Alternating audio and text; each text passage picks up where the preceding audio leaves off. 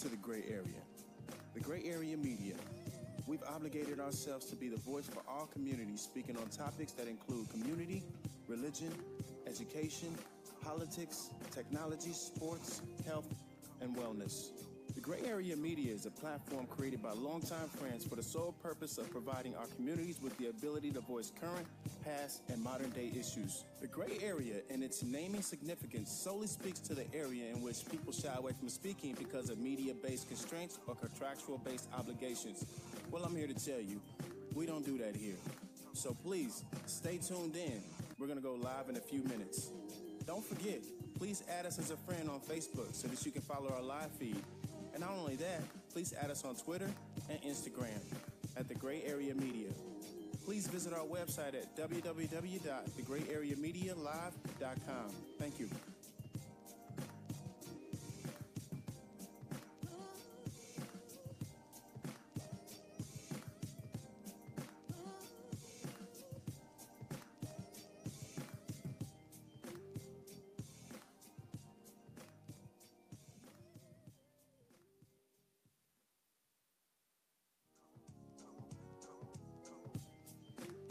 Welcome to the Gray Area. The Gray Area Media. We've obligated ourselves to be the voice for all communities, speaking on topics that include community, religion, education, politics, technology, sports, health, and wellness. The Gray Area Media is a platform created by longtime friends for the sole purpose of providing our communities with the ability to voice current, past, and modern-day issues. The Gray Area and its naming significance solely speaks to the area in which people shy away from speaking because of media-based constraints or contractual-based obligations. Well, I'm here to tell you, we don't do that here. So please, stay tuned in. We're going to go live in a few minutes. Don't forget, please add us as a friend on Facebook so that you can follow our live feed. And not only that, please add us on Twitter and Instagram at The Gray Area Media. Please visit our website at www.thegrayareamedialive.com. Thank you.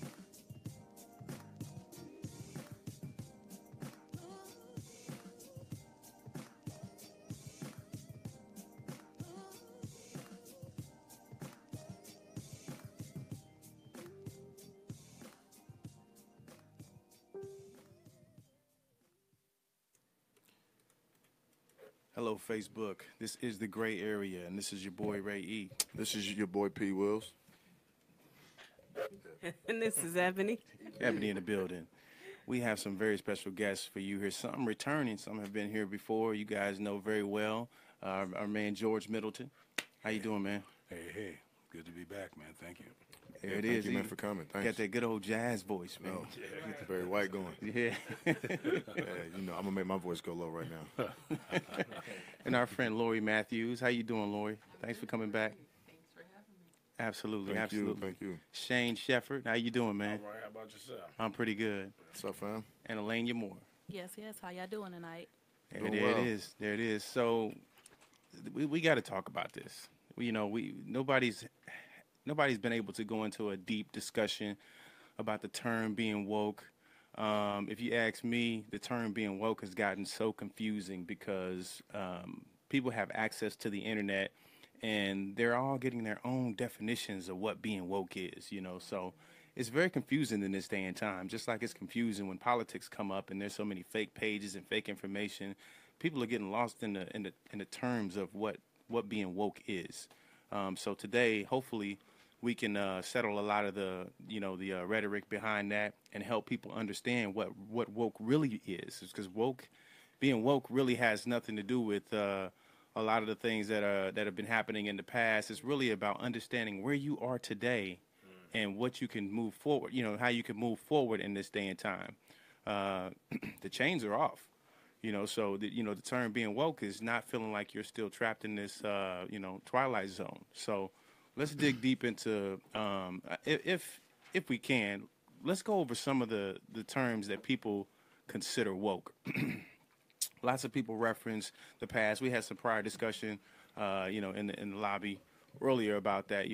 Some refer to being woke as understanding who Hemotep and all the past figures are, characters. Some say that the Bible is a fictional book. You got to escape the wraths of the Bible, And and all these things are relevant.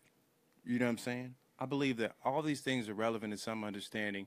Is that you once you start making these things your God, I believe that you fall away from being woke. Now you're worshiping something more than the truth, and that becomes, and like you was talking earlier as well about someone who had gained a lot of followers, and his message was great. He was woke. He was waking a lot of people up, and he went left. You know, he became absorbed and start worshiping himself and his own. You know, and that's that's when you fall off, because the whole goal is not to worship yourself or have people following you. It's but to point people in the right direction of the truth and let them figure it out for themselves. So But what is truth? exactly, that's what we gonna figure out Yeah. today. What that truth is. People- Everybody has their own truth, Yeah. depending on what your logic is and your understanding. I just make sure my truth is just making sure that I'm not following anybody in particularly more than I'm following my God. You know what I'm saying? I feel like that's important. If the things and the understanding that I have in reference to my God, there's nothing like it. So the moment I take from my direction from that and point that towards a person, I think that I'm removing that that understanding. So that's my truth. If you guys want to chime in on that. George is over here writing a thesis. Oh, he's ready. There you go. Jordan is ready. The go ahead. conscious woke thing is All right, so let me set the premise then. Okay. Woke is, to me, refers to consciousness. Okay. And so when you deal with the mind, you're dealing with the conscious part, but then you're dealing with the more powerful part of the mind, which is the subconscious part, Okay. which does most of the work. Right. It's on Okay. automatic pilot, but it's fed by your conscious mind. So whatever you put in it, in your conscious, Okay. the subconscious is going to take it. The subconscious does not make judgment calls. Okay. It only does what you tell it. Okay. Okay. So based on a paradigm, you have to make sure, or you have to at least be aware of what you're consciously putting in your subconscious mind. Yeah. Hey, the show's over. All right. George summed it up. But now, explain more on that. Because some people may not understand that, and I get it.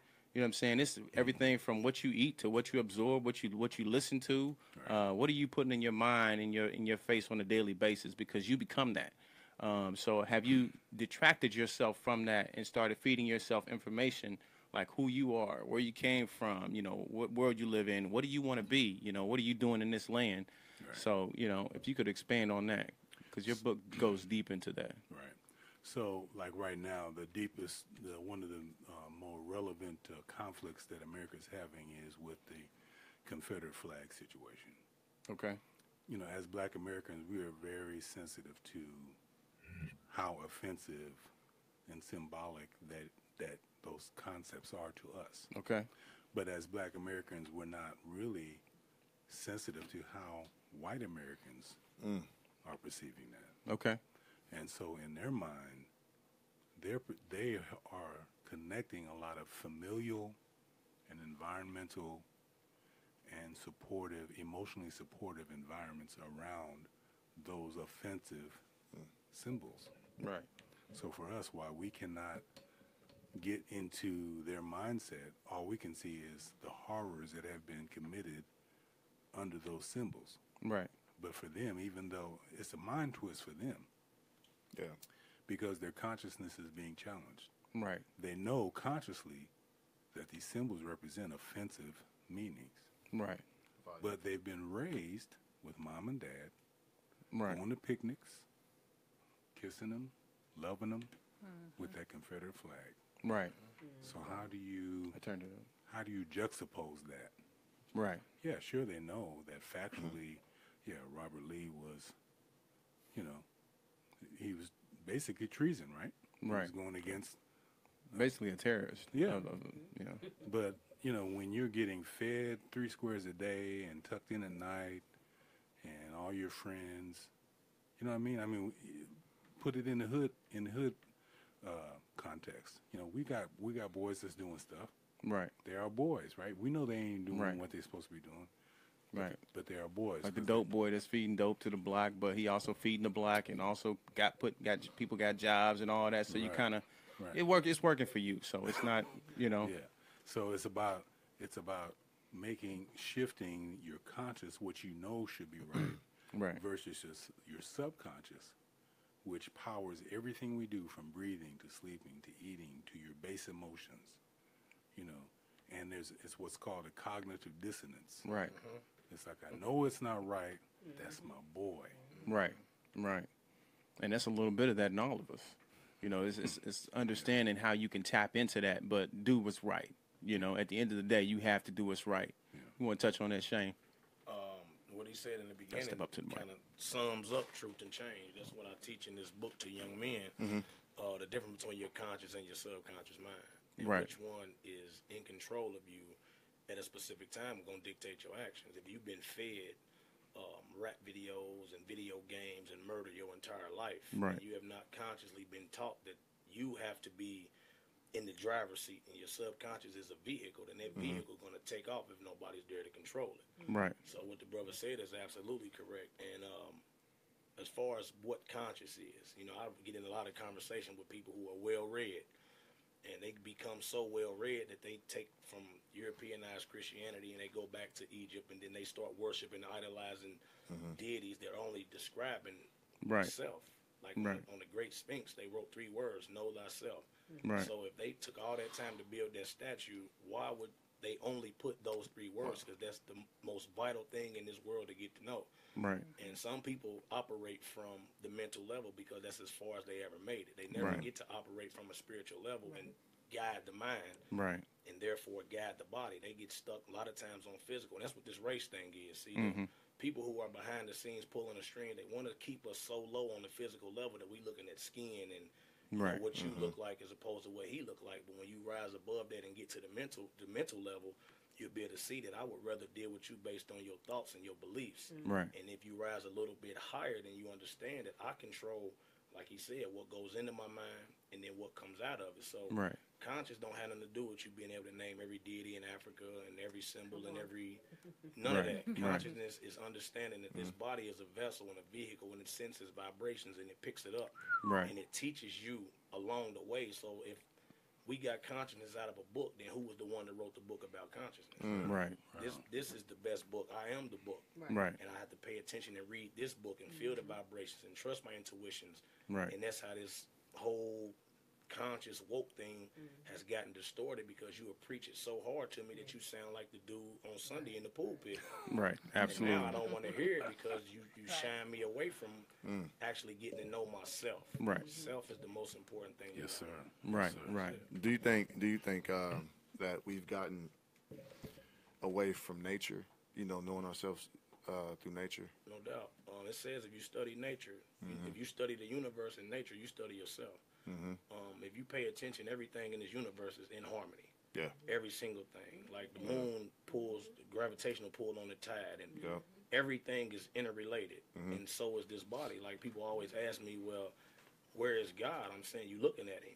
No Right. matter where you Absolutely. look. If you look at a tree, you're looking at God. If you look at water, you're looking at God. When you look at me, you're looking at God. Yeah. Right. Whether Right. people call it energy. Yeah, it's, Right. it, I got the you. word universe kind of describes it in a sense.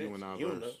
Una means one. If you got a unicycle, you got one Right. wheel. You got a unibrow, you look funny because you got one eyebrow. Right. So the universe is one big thing operating in Yeah. many different ways and having expression all throughout creation. So Right. you looking at God anytime you open your eyes. If you close them, you're looking at him because now you're dealing with that in self, Right. where it's really vital. Where that's where the good conversations Right. go down, man. Right.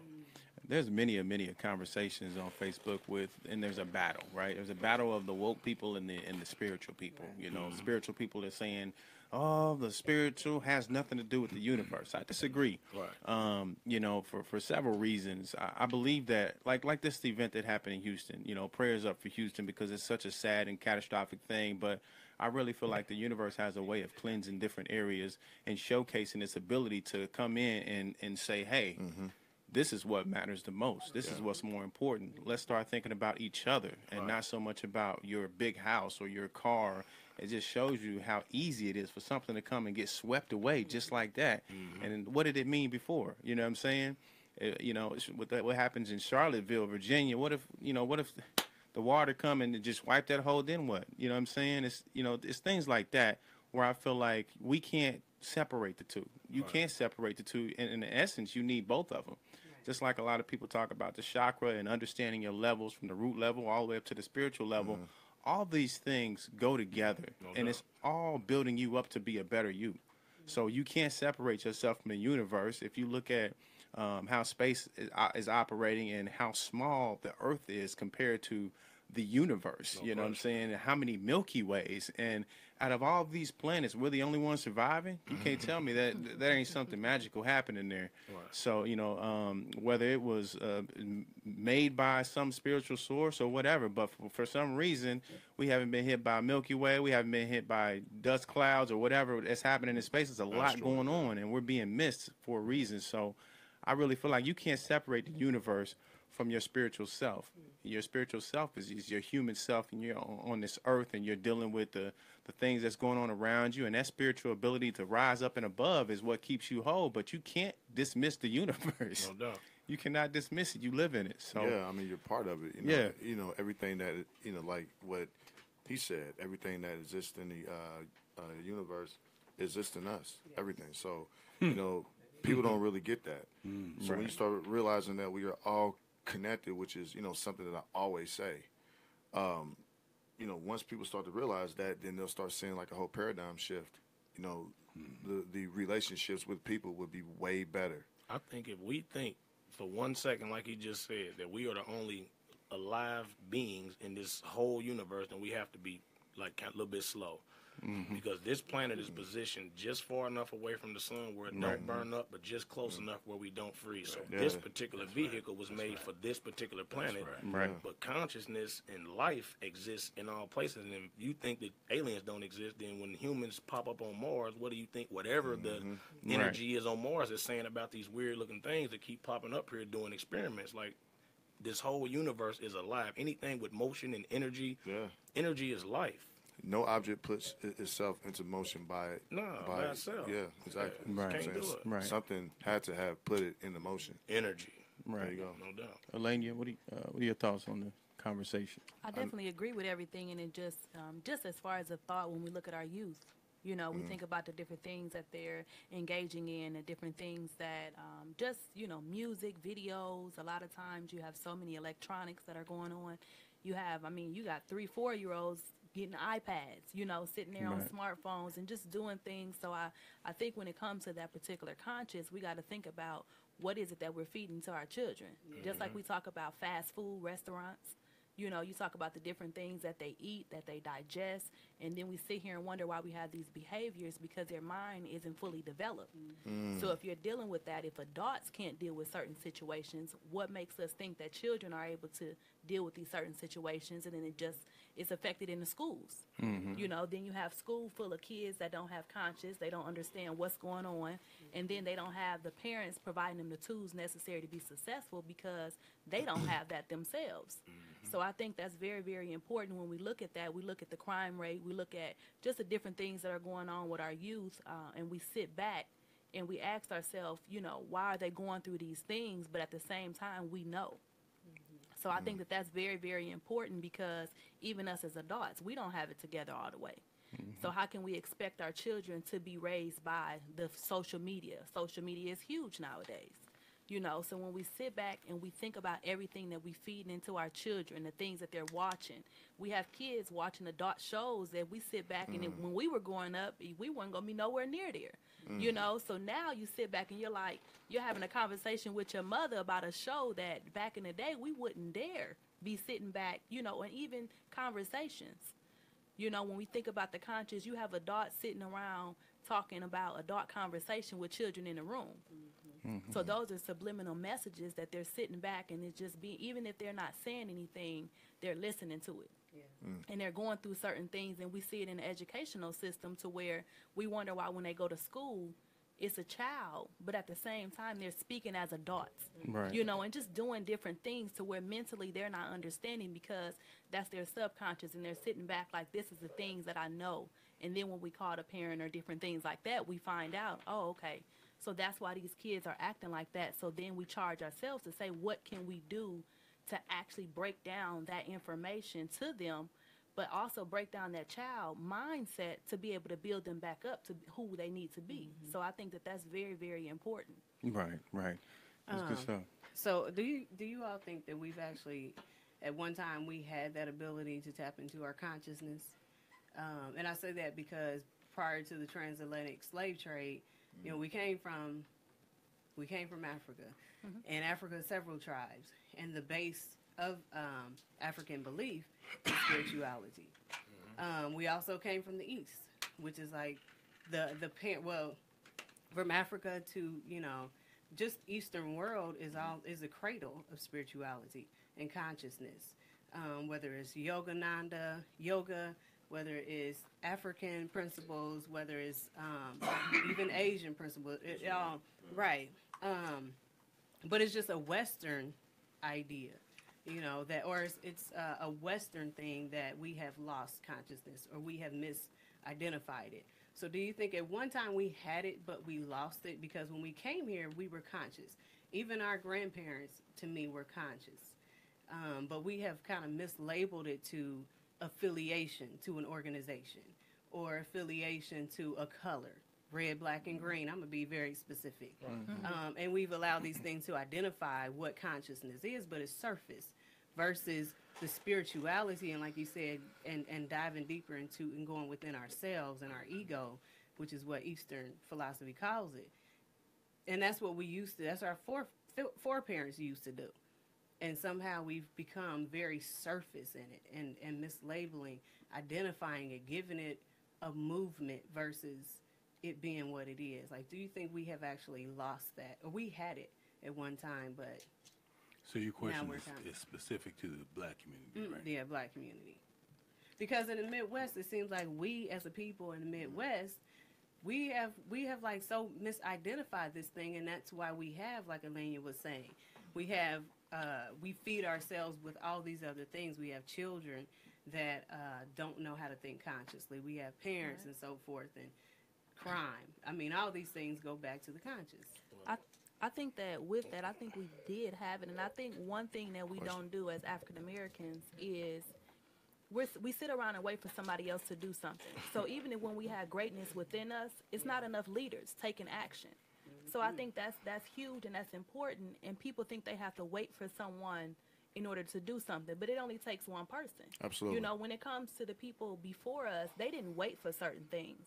They didn't wait to figure out, they didn't wonder, you know, am I going to fail? They may have wondered that, but in their action steps, they still move forward. So I think nowadays we're too busy pointing the fingers and being mentally chained to the point where we sit back and we're content with the systems.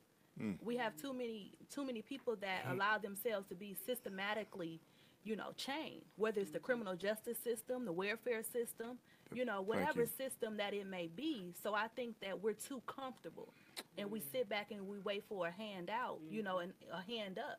We have been You know? trained to be dependent.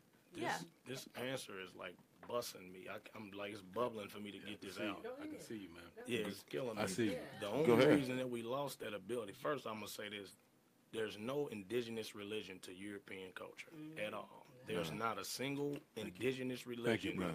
to European culture. Thank you. Christianity is an African religion. What they done was they took away the power of self and they pulled it away from you and they made some being that can do things that you can't fathom with your mind. So now you waiting, like she said, we waiting on the scatter bus open. We waiting on something to fall out of it. Exactly. So when they took it, re-rocked it, and fed it back to us, it was so watered down that you couldn't get nothing from it. So it's basically it's a religion now. The way that it's practiced, not the religion itself, because it's still powerful. The way that it's practiced, it always have you looking outside of self. It always has you looking anywhere looking but to die. self. Like, Yeah, that's why I tell them I don't knock church because it's good for some people. Some people need religion because they need a base of Structure. rules and they need something to operate with. But every time I come in the building, you preparing me for death. Teach me how to live. Thank you. Like, teach me how to live right now because I got a real life at home. I got struggles. I got kids. Don't keep preparing me for death and the rapture. Teach me how to live now, and that'll be like automatic. So like when she said, do have we lost our ability? Not at all. We just lost the knowledge on how to tap into it. We don't understand vibrations and energy. We've been stripped from that. Yeah, culturally, language, educationally, like we've been robbed. So And we accidentally tap into them every day. yeah, and don't even know it. Don't even realize it. Yeah. When you visualize something, an imagination, and you tie emotions to that, you are letting your subconscious mind know this is a feeling that I like. This is what I'm showing you. This is what I want. And then your subconscious mind is like a magnet. It goes out and starts pulling things towards you, for you, and then you will look up and it happens. And then you will start thinking somebody else when really that God that manifested this whole situation or whatever you want to call it is in you the whole time. Right. Like, I use myself, like, even with, like creating like music and stuff. I mean, I have a thought and then, I'll grab like one sound. And it's crazy how I'm like tapping into that now, and I could take that one sound and I literally see like different colors, and there's a name for that. I mean, Genius. That's the name. Genius for that. You are a genius. In that realm of you are a genius. Period. I get you. Hey, you know what? I embrace that too. Yeah, no doubt. I embrace that. But like, I'll hear something, man, and hear sound and see all these different colors, and then I'll pattern the sounds based on the colors that I see, and like, I would tell him that, like, dude. Like I see like green, black, blue, and then I'll take those colors and like match them up to the sounds, and then I make the beat, and then I'll be listening like, man, how the hell did I do that? You know what I'm saying? But yeah, so and I just started doing that like last year. It's called infinite intelligence. I like to go back to what you're saying, just to give you two terms, because the dynamic that you discussed with regard to how our spirituality has been hijacked. The official term is called whitewashed. No doubt. Yeah. Okay. The Renaissance era. That's the official term. Rebirth. They took everything that was indigenous to us, and they put a different color on it. So it's called whitewashed. And you can see that today in many black churches. Yeah. Where you're going to see. Big white man up front. You know what? And so even for us that are quote unquote woke, we still have to take that step. First, when we talk about Christianity, we first have to, in our mind, say, oh, that was that white Jesus they've been giving me. And then go to what we know. So we still have to make that step where our spiritual competitors, so to speak, they don't have to take that extra step. No doubt. It's automatic. Jesus is white. Now, it doesn't matter if it's true or not. Right. Because your belief is, in my book, I say your belief is more powerful than facts. Of course. Right. And if you believe something, like people believe in white supremacy. I was in a discussion on Facebook the other day where they were saying, is white supremacy real? And it's a non-facto question because belief will make it real. Right. And if you look at our reality, those that believe in white supremacy have created their reality to support their belief. It's alive and well. You know what I'm saying? So that leaves a challenge to the black community is what do we believe in? Right. Absolutely. I mean, we've been stripped from everything. Absolutely. And we've been like molded into what they want us to be. Think like this, eat this, I mean, just do everything how they want, like, so, they're like puppet masters. And that gets into my second term I wanted to bring up, which is called, this was originated by Dr. Bobby Wright out of Chicago, Illinois, one of the first black psychologists that had his own institution, and he coined the term menticide. Okay.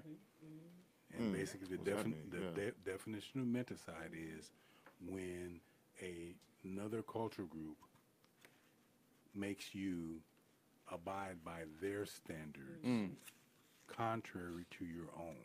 Right. To the point where you feel like everything you naturally think isn't, you question everything you naturally think. Right. And cleave to what you've been told. Right. So they've taken over your mind, and the primary goal of menticide is to destroy you. Right. So it's a real and there's a lot of people out there destroying each other, destroying themselves, and it's really something that, like, I look at.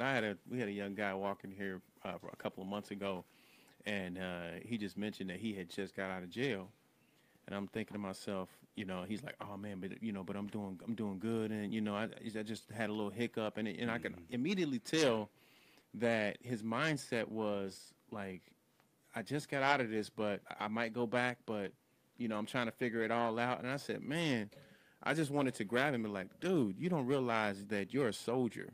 You're a soldier out here that's really trying that we really need to help our, not only your little brothers, but our parents and people who have been lost. Like, you're coming up as a guy that's 19 years old, and you've already introduced yourself to the system and all those different things. And now you're thinking about, you're working at a job. Nothing wrong with being young and working at a Wendy's or something. That's what you're supposed to be doing. But I talked to him. I said, man, you need to get back in school, get on the path to going to getting some education, whether that be a trade, whether that be whatever you feel like that you can do, go out there and do it, because I see him going into this cycle where he's going to continue going to that because that's all he knows. You know what I'm saying? And he's like, oh, I just messed up. I'm like, you still hanging with those guys that got you in trouble? Yeah, they still cool. They don't, I'm like, man, but what was they at when you was locked up? You know what I'm saying? So you can tell it's a lot of young people, they've adopted gangs and other guys on the streets as family, because they show them a different kind of love. They show them that love where, come with me, I'll throw you a couple hundred, I'll throw you this and that, and they showing love that the parents don't get. So if you got a house and you gotta do chores, you gotta do all this stuff, and you don't make no money, you got to the street, hang with these guys, and they throw you a couple hundred, well, you gonna look at his family. That's the time, that's the world we live in today. Yeah. So kids need to be very busy. They gotta have something to do. Yeah. They, the last thing they shouldn't be on their mind is going outside to hang with their fellas, hang with their boys, and you not know where they go, and they come in at 9 o'clock at night. That's not normal for a teenager. You know what I'm saying? A teenager should be at the crib studying. But like, what's going on for school tomorrow? The way society done set it up by offering women Section 8. And absolutely. The woman accepts Section 8. Now the man can't live there. Right. And some of the women who don't accept Section 8, they single mothers. Because I got a class I teach in Quam when there's 16 boys in the room, and I asked them, if you live in a single-parent home, raise your hand, and all 16 hands went up. They just became victims in my eyes. Wow. Because when you have a mother who has to work, being a single mother is hard, and I learned that by dealing with the mothers of the young men I mentor. Mm-hmm. You become the mother, the father, the coach. Mm-hmm. You pack the snacks. Like, you have to do so much running that you don't have time to sit down and monitor a young man that's going through puberty. His hormones are raging. He's starting to feel himself. He done discovered that he's got this testosterone running through him, and he wants to try it out. Right. She really can't handle him. Then he done got so big that she's starting to look at him like, if I make him too mad, he liable to snap off. So he's almost forced out of his house into the waiting arms of the wolves. And I was a young man that was forced into the arms of the wolves myself. Right. So I think society has structured a problem and then act as if though they offering us solutions to it, when in fact that you're not. Right. Like, you can tell me for a moment that the people downtown really want the communities to change, because if we boycotted jail, the government would probably shut down, because the jailer, the bailiff, and the nurse, the dietitian, and everybody in the jail makes money. People that make the ankle braces. One body walking there, because they all done gave each other different jobs. Right. So it's in our best interest to keep you poor, to keep you committing crimes, to keep you coming to jail. It's in our best interest to kick you out of school and shut down schools in your area and bust you across town where you beefing with dude and them, and then you're going to get kicked out. We're going to send you to alternative school. Then we send you on juvenile on 25th. They done built a whole new parking lot. Like, I ride down 25th now. They done bought the land across the street because the parking lot is overcrowded. This is big business. So their best interest is not getting us out of the situation. So then whose problem does it become? Mine and his and hers, as educators, as authors, as entrepreneurs, as the gray area media. Like, these kids see this, and they be thinking like, I'm some big, famous, rich, fancy guy, and I'm dude that grew up next door. Right. And I'm going to stay living next door, because I want you to have a black man in your community that you can see went through what you went through, came out on the other side and succeeded, and going to continue to succeed as long as I keep this going. Right. And I ride the nice car like the dope boys ride, but I work a job, sell my books. I need you to be able to see that. They need to see this brother and be able to meet him and shake his hand and get a hug, so they can know he's real and he come from the same struggle I do. Right. Absolutely. It's being the message that you bring, that is very important with these young men. So now I agree, man. You make a strong factual point about how we are you're contributing to the juvenile system. And I always like to say, or I always like to ask the question, and forgive my use of the word because I know it's controversial, Okay. but capitalism depends on poverty. Have you used the word yet? I ain't used capitalism depends on poverty, Right. and symbolically, poverty equates to the word nigger. Okay? So my question is, can we stop being the nigger for capitalism? Right. Right. Absolutely. Use our dollars. And for Absolutely. that to happen, it's going to have to come right back to what the topic is, woke. Right. Right. Because for us to stop being it, we have to be woke about that. Right. Right. So my question to you all is, well, it's a two-part question. Okay. What here is the official definition of woke? And two, on a scale of 1 to 10, how woke is the black community? Right. Well, I would say my definition of being woke is knowing what's going on in your community as a people, being aware of what is going on. Like, okay, so us, racism, okay, it's the biggest thing right now that is, going on. So being woke to me also related to what I just said is knowing that we need to take our dollars and unite in some way, shape, or form, find some type of common ground to where we can start businesses, start platforms like what we started.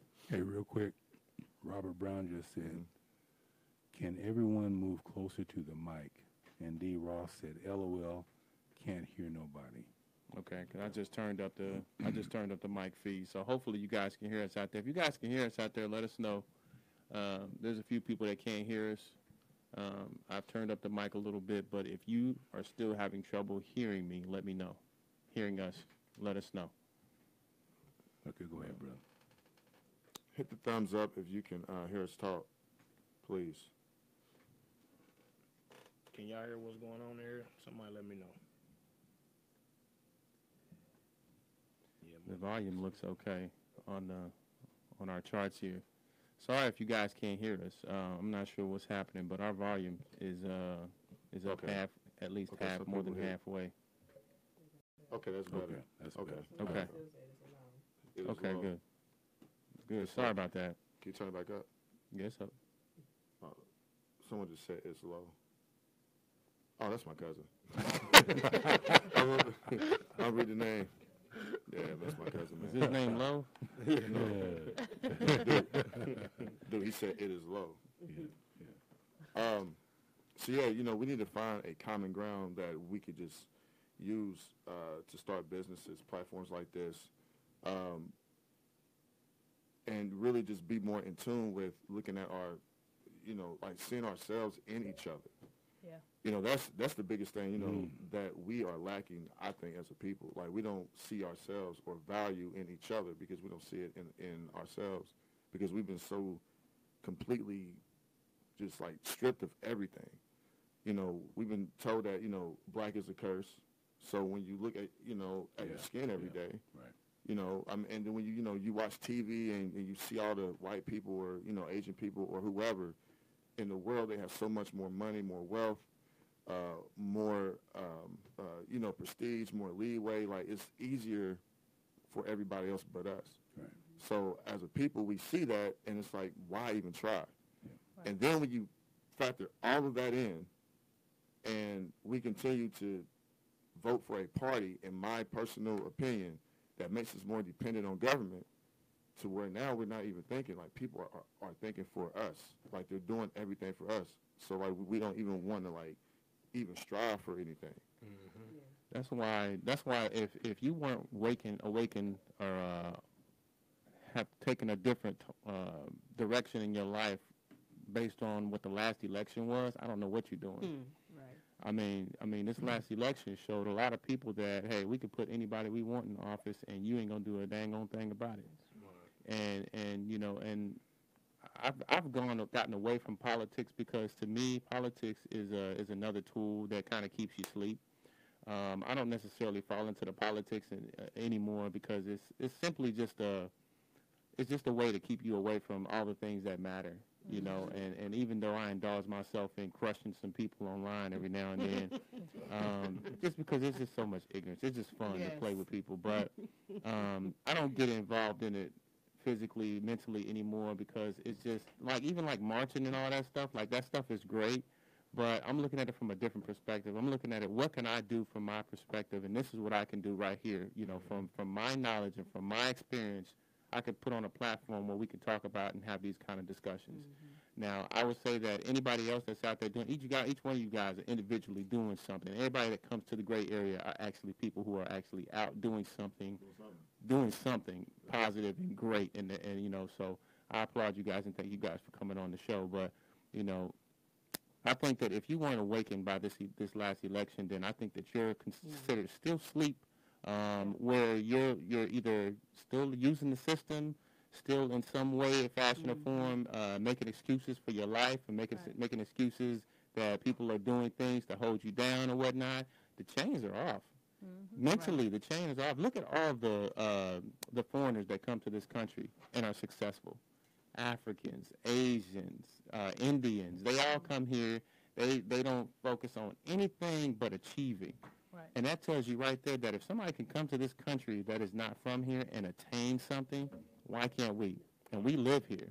So that just tells you how big of a psychological bubble it is for us because we live right here in America where people are fighting to get here on ships and boats and in the back of RVs and the back of trucks, dying to get over here because they see the gold. And for some reason, we live in these communities and we stay in these communities and just stay unfocused. You know what I'm saying? So what do we need to do? I think the big thing is understanding who we are because a lot of times we don't know our morals, our values. We're just basically lost. Just going around. Materialistic things are defining us. You know, the outer, not really worried about who is self. A lot of people don't understand who you are because if you don't understand who you are and what you stand for, anything, you know, you'll let anything get in your way. Right. So I think that that's very important. And just like you said, other people will come. And at the same time, just like with the politics, we complain about who's in office, but when we sit back and find out it was not a lot of us went out to vote. Right. But then it's like we didn't have a vote, but we have a voice. Right. But it really doesn't make any sense if you're not going to sit there and allow certain people to get in office, and even with the financial backing of people that we have that are African Americans that are may be able to run, but we don't come together and put our money behind them. Even if they're people that are going to be conscious and actually work on those things. So we have great people that want to run, and we sit back and we also only worry about the presidential election. Right. We don't look at the local election. Right. And those are a lot of Which things. is the most important. Yeah, that's where you live at. Definitely. A lot of people don't even know when it happens, you know, who's running. Right. And there's a lot of people that if we can support our people locally and put our money behind them, a lot of times they have a great message, but they don't have enough money to be able to run for certain offices. Right. But then our buying power, the things that we're spending our money on, you know, it just doesn't add up. So we have to ask ourselves what really is a priority for us. You know, are we going to continue to overcome the certain things or are we not? So I think that that's very important because we see it in our kids. We see it in how many people are sitting back on the welfare system. You know, we can't make that be a permanent thing for us. It can be temporary to allow us to get to that next. Yeah, but the way the system is set up is, you know, just like you said with the Section 8 or different things like that, you know, whether it be food stamps, whether it be whatever it is, we allow ourselves to do that. And we put those chains on us, and we, even if we don't have the resources, we continue to make excuses. We have to find resources for our children, for our community. We can't just, I know Shane and I spoke about it before, we'll spend money on putting our youth in sports, you know, different things, sports. You have sports, you have dance teams, you know, but then when you sit back and you say you need a mentor, or you need someone, parent in touch, you know, parent-teacher conference attendance versus the Friday football attendance. Come on. Right. You know, so we got to sit back and then those are things subconsciously think about what we're telling our children. You know, they're not coming to PTO meeting. They're not coming to parent meeting. Or I may be in trouble at school and my parent are going to come to address the teacher in a negative manner. But at the same time, I'm sitting back as a child, and that's why we have kids doing a lot of things nowadays. So I think that's very, very important. But we have to stop. It's either you a part of the problem or the solution. There's no in between. Right. And a lot of people feel that they're at that in between, but they're not. So I think that we have to really be honest with ourselves, stand on our own 2 feet, and figure out who we are and what we stand for, and just go follow it by any means necessary. But a lot of people, we sit back and we wait, and then we complain, and then we become stagnant, and then our children are the ones that's suffering in our communities. Right. Shane. Sorry, George. Go ahead. Go ahead. To answer the brother's question, my definition of being woke is not only being conscious, but with all that get understanding. Okay. Understand what you become aware of, because just because you're aware that something is in the room, understand what that something is, and then you can have the critical thinking skills to figure out either how to take it down or build it up. Right. Because I can be conscious all day long, like we talked about earlier. Absolutely. These a lot of conscious people. One thing I can't stand is a super conscious dude that's dead broke. Right. Right. Absolutely. Yeah, move He got around. the- Yeah, he got the keys. Yeah, stop talking to me, because what you evidently, what it is, you know, either you're not applying it or it's a lie. Right. So I'm totally disregarding what you say, because if you conscious in the man in the land of the blind with one eye, he Right. the king. Absolutely. So I'm the only one in the room that's woke, and yet I'm doing the same stuff y'all doing and living on the same level, and I shouldn't say that out loud. Right. Conscious, and then understanding what you become aware of. Right. Second, what you said, what can we do? I think we have to begin to network with like minds. Absolutely. In Indianapolis, this is a race. It is a competition. The local people, I'm not going to specify one group. For sure. They view certain people as threats because this old way ain't working, but I'm holding on to it with dear life. Absolutely. But here come these young dudes and these young women and these young people with all these great ideas, but I done got so high up on the ladder Right. that they have to go through me. I'm the new buffer system. Right. So what I'll do is I'll tell you, yeah, young blood, I'm going to take it straight to the boop and get you right in the door. Then they'll go in there and be like, yeah, I don't know about him. He kind of rough around the edges. But when you get a person like myself or a person like Alenia in front of the children, we get results. Absolutely. But now it becomes a threat. So my thing is we need to network. If I'm in a position, and this is not my field of expertise, but I can get you in the door, and I know this is your field of expertise, Absolutely. even if I have to do like back in the slave day, whisper around to the cabin, listen, hey, man, look, tomorrow this is where you need to be. Right. I'm going to put you in position or get you in the door, make introductions. So we have to build a network that when I need something done or something accomplished, I can pick my phone up and flip through it. Boom, let me call Ebony. Let me call. Absolutely. Let me call the brother. Absolutely. I can't benefit from it, but I know how to get it done. Right. I'm finna get it done because I want what's best for my people, what's best for the children. Right. You know, what's best for my community. That's where we fall at. We feel like we competing with each other. If you shine, it makes me look dim. No, it don't. Right. So that's my view. Absolutely. That's Speaking great. on what you two do for young people, I wanted you guys to share exactly what you do. Because I know we're talking a lot about consciousness and being conscious, but I think our audience needs to know who you are, because we haven't gotten to that point yet. But who you are, what actually do you do for the community? I am a teacher. I ain't been to nobody's college, and I don't need to go. I teach on what this brother teaches on, but I teach it to younger people. I teach the difference between consciousness and subconscious mind, impulse control, that your emotions, memories are stored in your subconscious, and I teach them, you name it. Like my struggle, my story, where I come from is my biggest asset. So I mentor in Carmel at the Transitions Academy. I mentor on Meridian with my own personal program. And my What's program the name of your program? is my company is Before You Fall. Okay. And Truth and Change is the curriculum that I teach. I wrote the curriculum myself from experience. I take single mothers and I say, listen, give me $15 a week and I'm gonna teach your son for 3 hours. That's Like awesome. it don't get no cheaper than that. Any cheaper than that is free. Right. Right. $15 a week, he gets 3 hours, an hour and a half on Mondays, an hour and a half on Wednesdays. And when he leaves, he's gonna be able to give you definitions of college level words, physiology, vicissitudes, conscious versus subconscious. And I watch these young men's light come on. And where the problem I run into is the mothers have other commitments that they would much rather do other things. Right. So I figure out a way. I'll send somebody to get your son. Just get me the children, because in 10 years, Right. I want to look up and see a 10-year-old who's now the 20-year-old, a responsible, That's awesome. productive member of Come on. society. Absolutely. That's awesome. That's what And I that's do. and that's the And best you're time to also get an them. author. Yeah, I write books. I write fictional books as well. Respect Revenge Part 1 and 2 is a series that I actually teach as a curriculum in Carmel because it's so relatable to young men, and it's based on cause effect. You do this, you get this. I make you fall in love with a character, and you start to think that he's winning because he's looking like he's winning, and all of a sudden when it happens, you feel it because you watched it. So I have figured out a way to teach this because this engages all the children. Right. But what I did was I had a plan coming home. I need to entertain you first, let you know that I can write, and then I will educate you. I want my same demographic of people that loves my fictional work move over. I got another book coming out called The Immeasurable Value and Effortless Beauty of a Black Woman. Wow. And the game you can't win and the untold truth about it. So I'm not going to stop doing what I do, and I do it. I did it out of my pocket. I still ain't got paid. I don't get paid from the government. I don't get checks from nobody.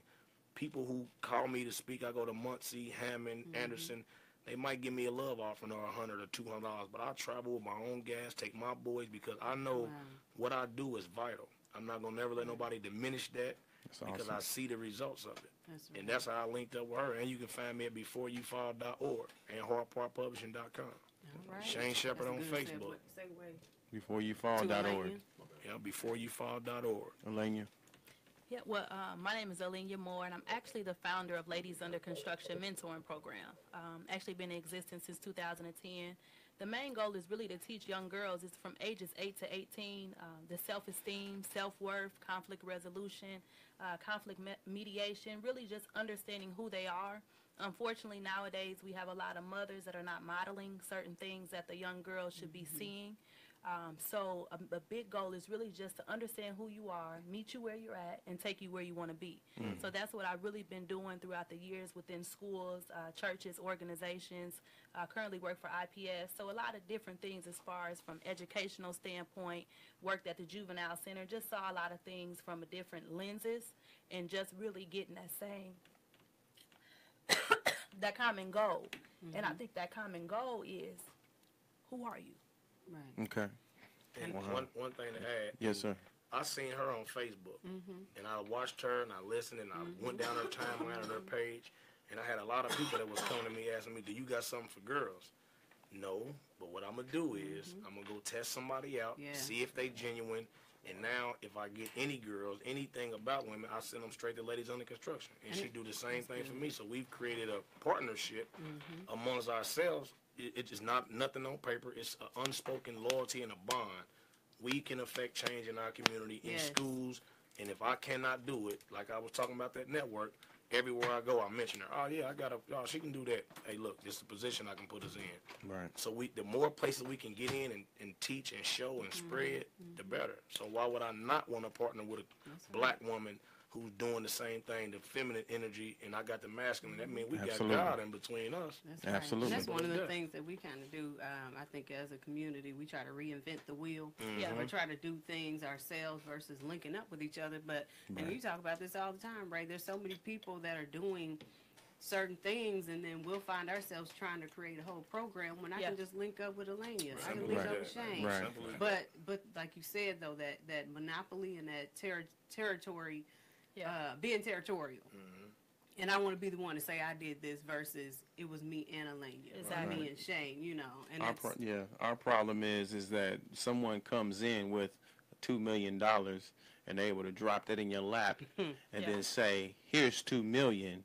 We need you to do what you've been doing, but we want you to do it this way. Right. And now There you you've go. disconnected yourself from all the people who can really help you, because now you're looking at it like, well, I can't team up with them, and them, because they have to go through this process of, I got to introduce them to them, and if they introduce them to them, and guess what? My money gets pulled. Right.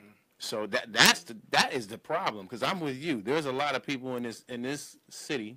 No, I ain't gonna say a lot of people. I only know a handful of them. It's a lot. I know a We handful. yeah, I know a handful of them that I know for a fact are getting like government grants and different funds and all that stuff, and they are not willing to pull in resources from or get help from the people that are actually on the ground out in the communities doing stuff. And that puts a big hindrance on the ability for those people who are the foot soldiers to get out and do more. You know, I use this all the time. Is if somebody gave you $1 million and you only can help 100 people, are you just gonna help those 100 people, or are you gonna go pull in other organizations and people to help you fix those people? You know, money isn't the ultimate solver, but if you're considering yourself a community leader or someone who is helping our community, then we expect you to pull us in and say, well, let's build a unit. Because, see, that's what other cities are doing. If you look at areas like Carmel and all these other places that are really thriving communities, you see that the collaboration is off the charts. Yeah. You know, within organizations. Organizations are teaming up with one another, and they realize that they can't do it all by themselves. So we as a community have to get it out of our mind that we're not the monopoly. You especially not the monopoly if you don't have any money. I think we also have to remember too, when it comes to that, some people that do that, you can get the money, but then your mission says one thing, but then your vision says another, and the action steps. And I think that's where a lot of people get confused at, because a lot of people ask me, it's been different companies that, when it comes to grants and when it comes to funding, that I don't do, because I'm not going to be around the red tape.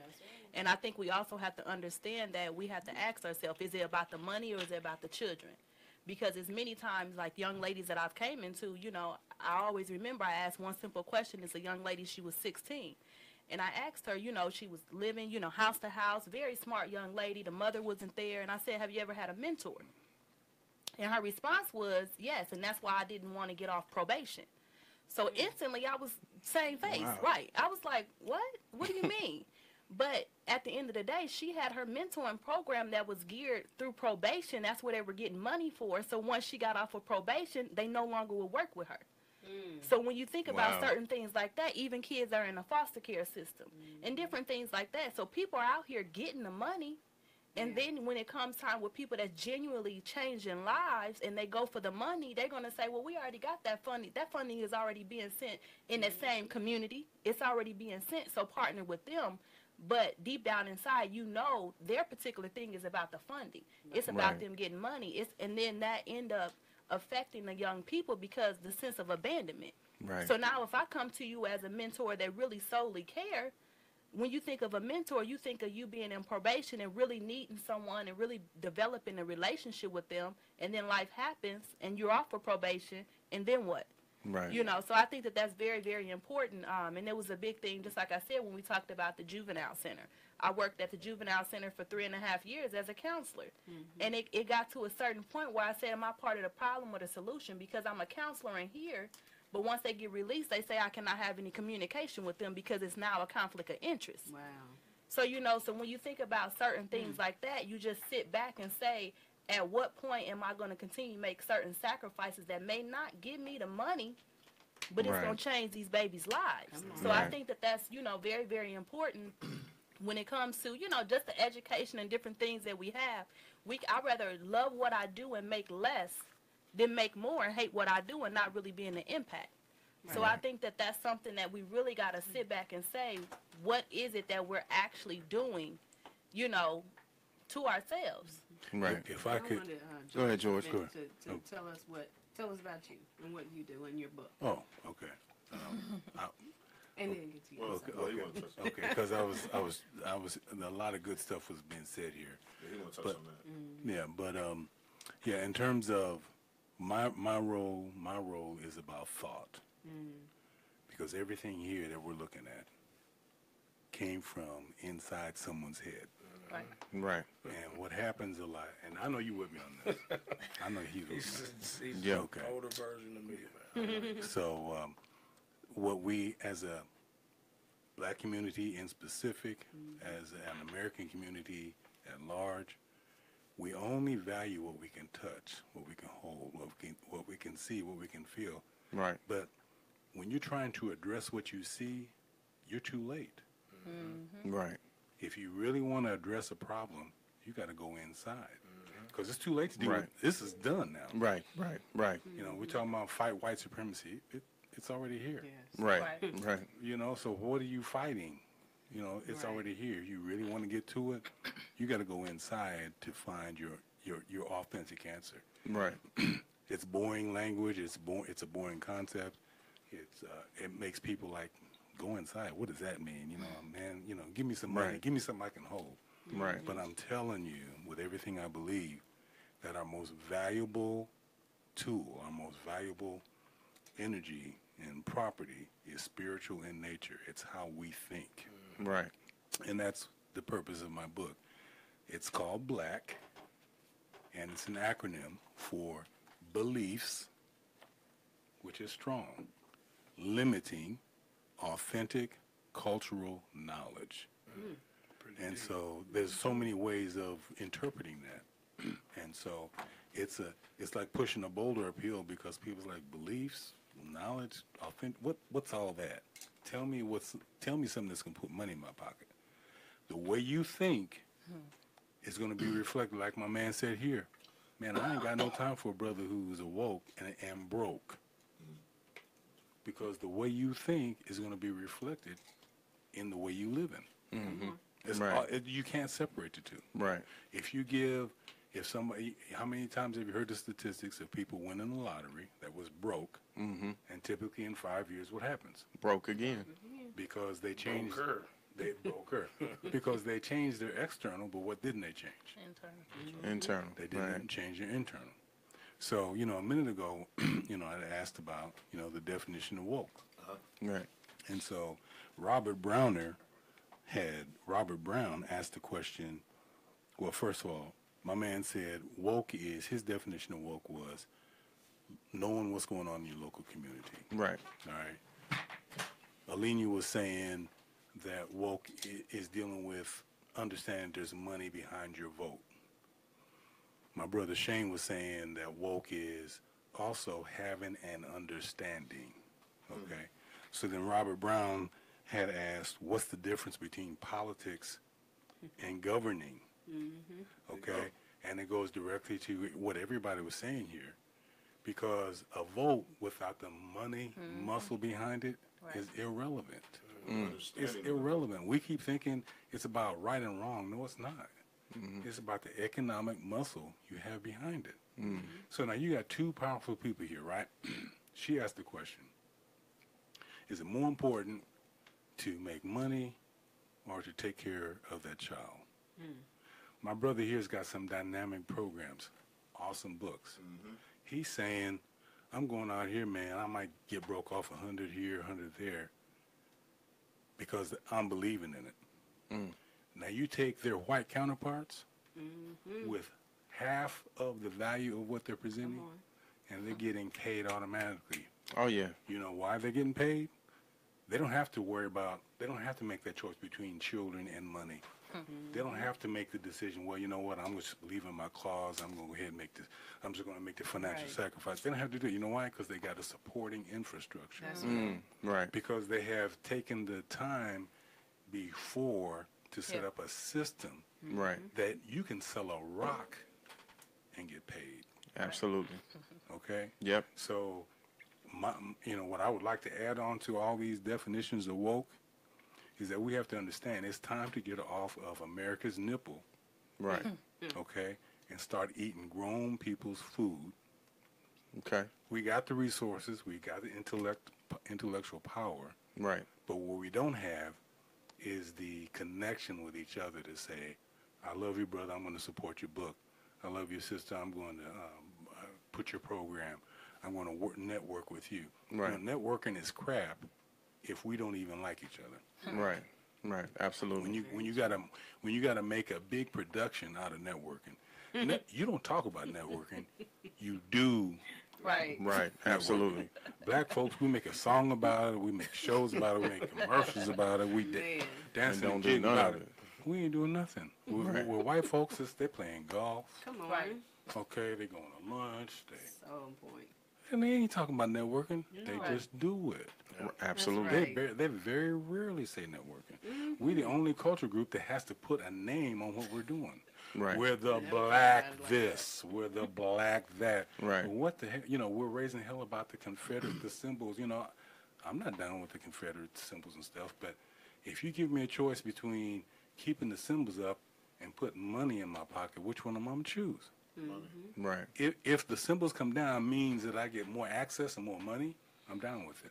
But if the symbols come down and my situation is still the same, Change, right. Right. Right. What was it for?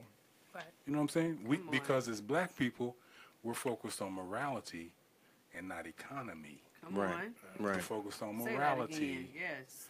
and not economy. Not the You see what I'm saying? economic. So until we understand that, I know it goes against our spiritual, what we've been taught. Right. It goes against our, Marinate. God, Right. I was at a gospel male chorus concert and I heard this old male chorus team singing, and before I was woke, I would have loved the tune, but now that I'm woke, when they sang this, it bothered me. And here's what they were singing: nice old gospel tune, Yep.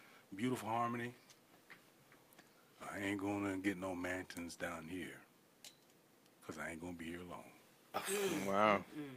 I ain't gonna get no mansions down here, 'cause I ain't gonna be here long. They should have been in blackface boy. with the big You feel what I'm letters saying? when they was I mean, so you want us to just walk dead, yeah. pretty much. That's horrible. I mean, I never got with that. I mean, there are people that are, 81 years old, 90 years old, that are waiting to die to get their heaven, but they never created one here. Go ahead, Right. brother. I mean, that makes no sense to me. Right. I mean, we've been also trained to think that wealth is bad. Like, why get rich? I mean, it doesn't make sense to me. So now, we just been programmed, man. Just to be low. Yeah. Period, man, and just wait for something. So you live all these years, all these days on this planet, Right. and don't build no type of heaven. But here's the thing, though. Shane's been saying it all. He's been saying it for the whole interview. Yeah. It's about energy. Yeah. And guess what?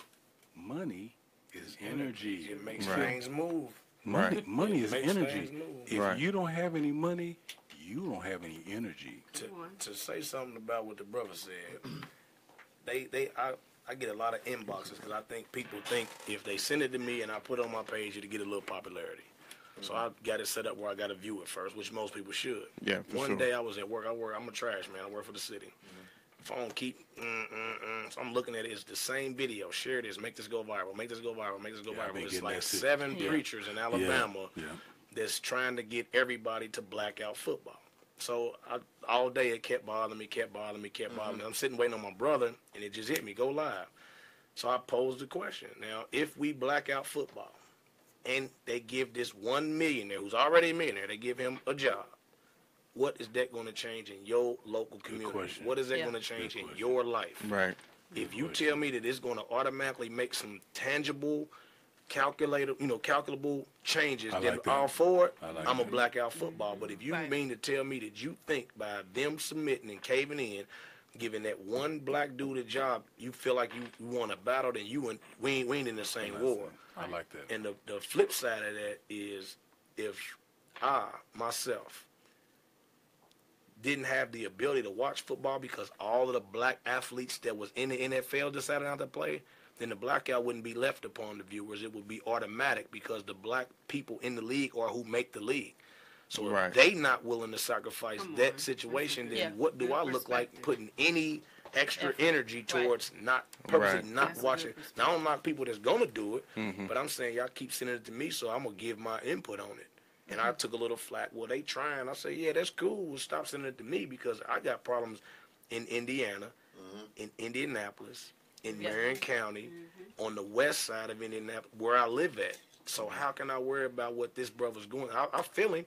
If that's your struggle, that's your battle, then fight it. But right here, I got a battle going on Yeah. because my next door neighbor strung out on drugs and her kids is running outside. And the police is patrolling this like this is Iraq. They up and down the street every 2 minutes. Let's boycott something that'll make them stop this.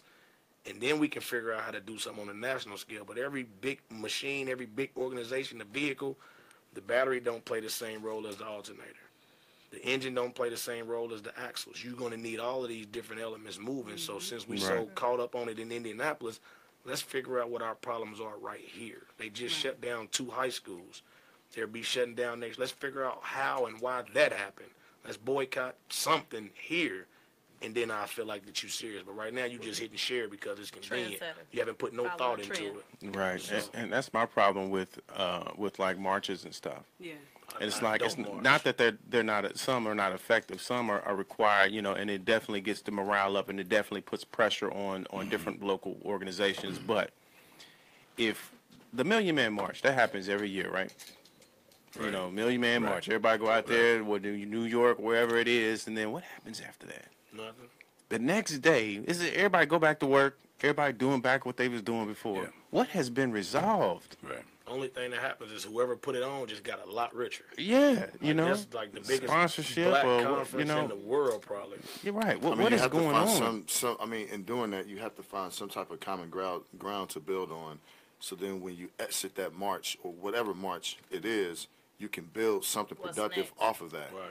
Not just going saying, you know, whatever march, you know, not saying, you know, a lot of smooth words and, you know, getting the people, you know, riled up. Okay, you have 10 different people there, and they all believe in different things, and you're not finding a common ground to build on. So when they leave, they go back to their separate lives. Like, you know, because I've said the same thing. You know, people, yeah, you know, I just got back from the march, man. I'm like, okay, so what is the solution? And immediately it's dead silence. Yeah. So I'm like, okay, you were there, whatever march it was, you were there for hours or days. Yeah. What did you is the What solution? did you come back with? And if you don't have a solution, then to me that was pointless. Yeah. Period. I mean, it just doesn't make sense. It's crazy because certain organizations, like what is it called, HUD, where they build houses, they go to, HUD. they've got a system where they go to different organizations, and I've been involved in a couple of them, where they actually take action and build houses, and they do it with the employees of those organizations. You know, like my company is one that jumps on board, and we build up a house. Like we did a 3-room house and then a 4-room house one year. That's action to me. Yeah. That makes sense. If there's an organization, like after what's being done is done, whether it's marching or whatever, if we've created something or done something, I'm all for it. But if we just going to walk down the street and then go back home the next day, what are we resolving? I just wanted to make a couple of corrections as far as the Million Man March. It doesn't happen every year. It's just it's only happened been twice. Yes, there's only been a Right. couple. And, 15. They had millions men march and then the Millions More movement. Right. And then also the whole point of that was for, like you said, for the participants to actually go back and take what was apply, learned and right. apply, Right. you know. And so, like you said, what happened? So it wasn't necessarily on the Million Men March to make that happen. It was on the people that actually participated. Left it and went, As right. with all marches, like you said, Yeah. the whole point should be to go back and do something with what you've actually, you know, apply it basically. Right.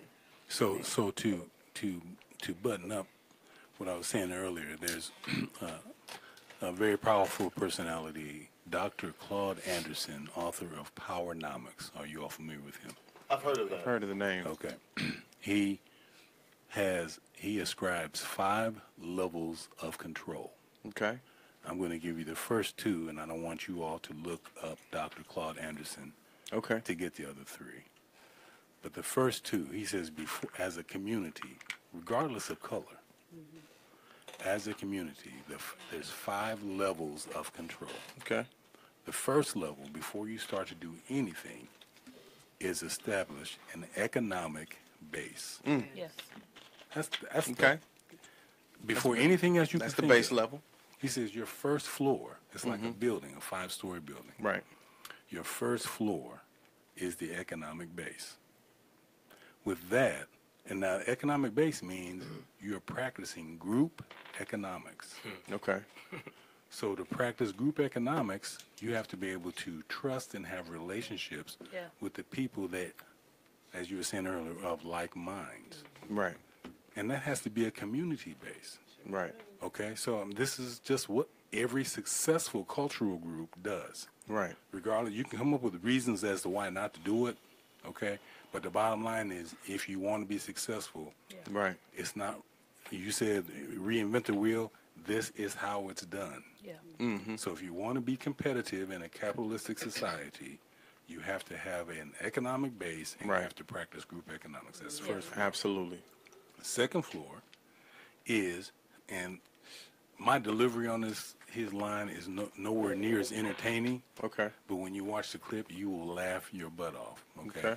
But he says, once you have your economic base set, then you go to the second floor, you go to the politicians, and you buy every one of them you can. And those that you can't buy, you rent or lease. Ah. Okay. That's the vote.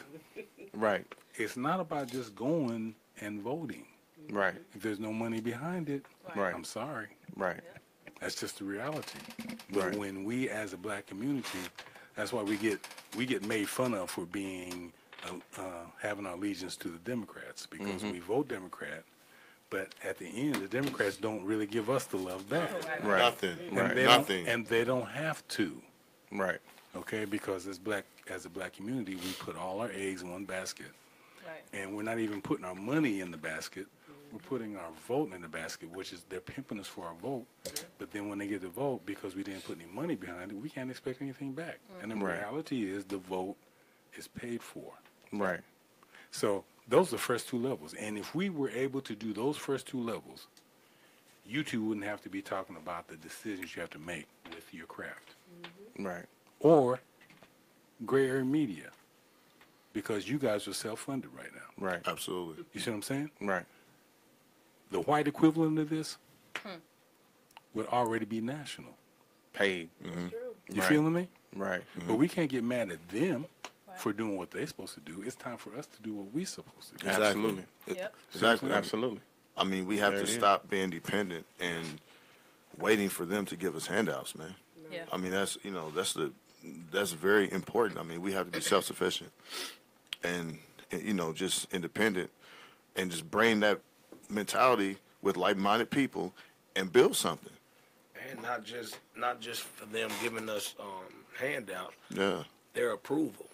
Oh, A yeah, lot of yeah. times, That's important. it's not good unless That's huge. they approve. That's, Oh, man. that's Like, huge. I don't have to go ask them as if it's okay for me to teach our children. I would rather my people give me their approval. I'd rather go to the elders in my Absolutely. community, my family. Hey, take a look at this. How you feel about this? What you think? What do you think about what I'm doing? Should I continue? Should I fall back when I have problems and stresses about it? So a lot of us are waiting on to be stamped with some Yeah. degree. That's Yeah. why I say all the time, Yeah. like I haven't been to college and I don't need to go. Yeah. You know what I'm saying? Because to me, that's only going in there to get something that you say, okay, you've been a good boy, you studied well, and now you can go forth and go into this field. No, I'm going to go into And the the field fit in the anyway. system, yeah. I'm going to go right into the field anyway because how I learned the things that I learned, they had a psychology book in the library where I was at. And they had all these other books. And I noticed that everybody was going over here to this other shelf, and none of y'all ain't standing on nothing at all. So I went over here to this other shelf of nonfiction literature, and they had a psychology book. And I just picked it up and walked out the library with it.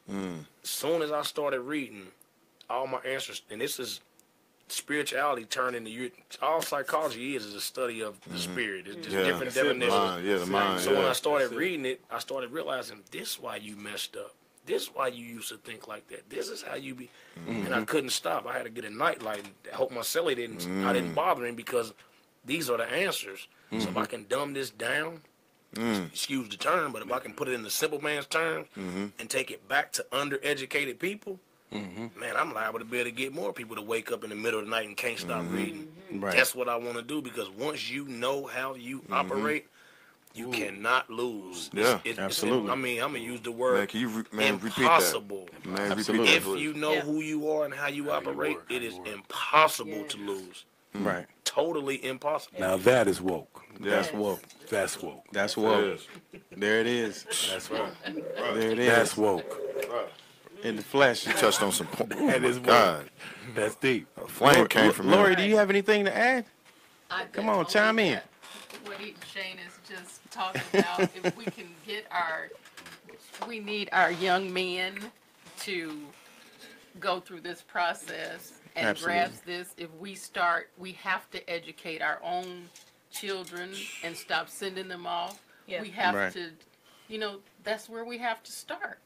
Right. The high school is too late. Right. We need to open back the schools like the guy that just opened the school where your Yeah. program. School 42, Ignite Academy, Yes. Yeah. by, Nice. by Principal Shaquan Eli. Yeah. Shaquan Eli. This was a movement in collaboration with First Baptist Church minister, pastor, or Dr. Ivan Douglas Hicks, who was a major consultant for. They bought the school? Or They it's a charter school, but it is unlike any other charter school. Okay. And when you walk in, it is Afrocentric.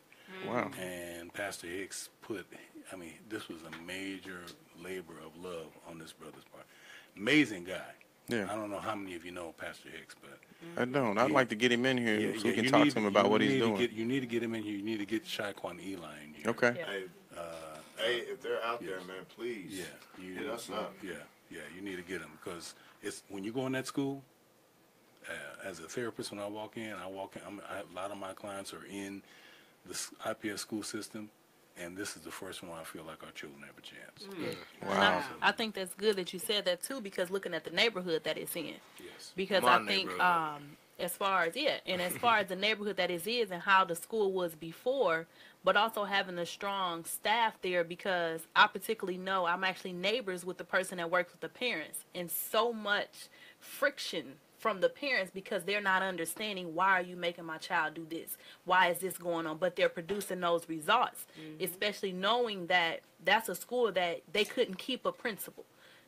So, and then the neighborhood that they're in, and then the lack of male role models that they actually have. And then you're talking about 46208, a high crime area. So when you put all those, and that's why it goes to show, just like I know Ebony and I was discussing it before, when you have these different school systems, yes, we need to teach our children at home, but even when they're in a school system that don't have that structure and that consistency, you take those same kids in a non-structured school, a non-structured environment, and you put them into an actual facility, as actual school with structure, you would have a totally different child.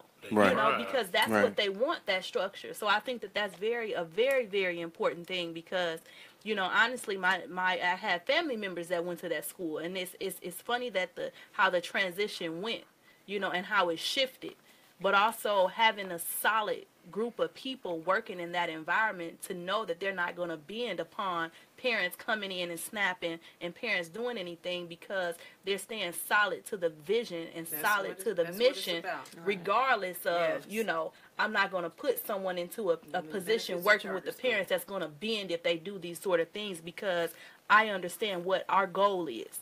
And I think that that's a very, very good example as far as, what it is that he's doing, because we're actually going to be working with the young ladies over there, too. And I'm definitely key to that, because that's a neighborhood that I live in. Yes. So when it comes to that, it's hard. And, like I said, my neighbor she works with the parents, and she's like, listen, and I'm talking to her all the time, like, it's okay, it's going to take time. Maybe this year, you're working on certain things, but it's going to take that time. But that's definitely key to get a strong support system and a strong leadership into these schools that's working with our black and brown kids, because we can't just sit back and not do that, So I think that that's very, very important. One of the tech strategies that they are employing at Ignite Academy is that there is one of the biggest issues hitting our population in these public school systems is suspension and expulsion rates. Right. Ignite Academy does not employ that at all. Well, that's awesome. They are not kicking their kids out. This was something that Pastor Hicks he was not going to get in anything that employed anything of moving our kids out. Right. Right. So when you walk in that school, you see black male presence. Awesome. Now there's some white female teachers in there. Yeah. But you feel the black male presence. Right. And you got Shaquan Eli, who's just probably one of the most unique men I've ever met. Okay. And me describing him is not going to do justice. You have You have to get him and Dr. Hicks Absolutely in here. It's just amazing what they're starting. One of my mentees goes to the school, right? And he'd been there before they took over. So I had him matter of fact, Monday. Today is Monday, yesterday. And we was talking about school. And his conversation because he's from my neighborhood. His father passed not long ago, and he's just now becoming of age where he's starting to rebuild. But the conversation went something like, I didn't like the school last year. So what you think about it now? Like, you can see him light up. Only because he sees himself now. He sees black, powerful men, and now he can identify with, look at these successful, strong, articulate, respectful, well-groomed black men. Right. He listens. Like, he has problems at home because he's raised around all this feminine energy. Right. As soon as he get to me, I never see it. I always take him home like, what do he do? Like, he's the perfect child. Right. That's because he needs masculine energy. Sometimes has to be met with masculine energy. Right. So Absolutely. that to be the leadership in the building, Right. It's already working. Right. It's already working. That's amazing, and that just goes to show you why, you know, I had a conversation with somebody about this a few weeks ago. Is he said, why do black people feel like they need black schools? And I had to, you know, obviously he's lost in the sauce. Yeah, he's in the sauce. But you know, and it's nothing against. Lost in the sauce. He's lost in the sauce. I mean, because he grew up in in a Carmel, in areas where the people that looked like him, he strived. And I said, well, look at how you grew up. You seem like an outstanding gentleman, but you're lost on social issues. Yeah. So the one thing about us is we're not lost on social issues because we deal with it every single day. Right. And we understand that our young men need to be raised by us. Yes. There's we're a different animal. If you look at the black male from a time he's a baby to the time he's grown, his senses are heightened. His abilities, his athleticism, his mind, and black men are very valuable in this world. A lot of the things that we make money on, which is music, entertainment, TV, sports, we make lots of thousands, billions of dollars across the world. So that tells you right there that there's something about us that we have that's valuable. So now you have young men growing up, and all they know, we talked about this before we started, is all they want to do now is play ball, go to, be a football, be a rapper, or entertainment. Like, those are the only things that they can do. Right. This is why the school system does not work for them. Right. They don't have any other options. They get in school and they get more attention on being the best at basketball.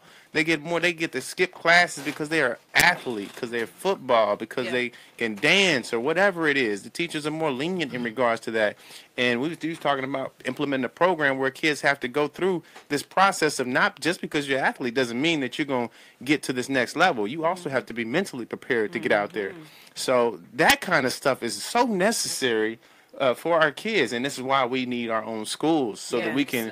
Right on. They don't understand, like, we could take these kids and you wouldn't even know they went to these schools once they get out there, because they become model citizens, but model citizens who understand self, who understand their family, where they come from, and all that great stuff.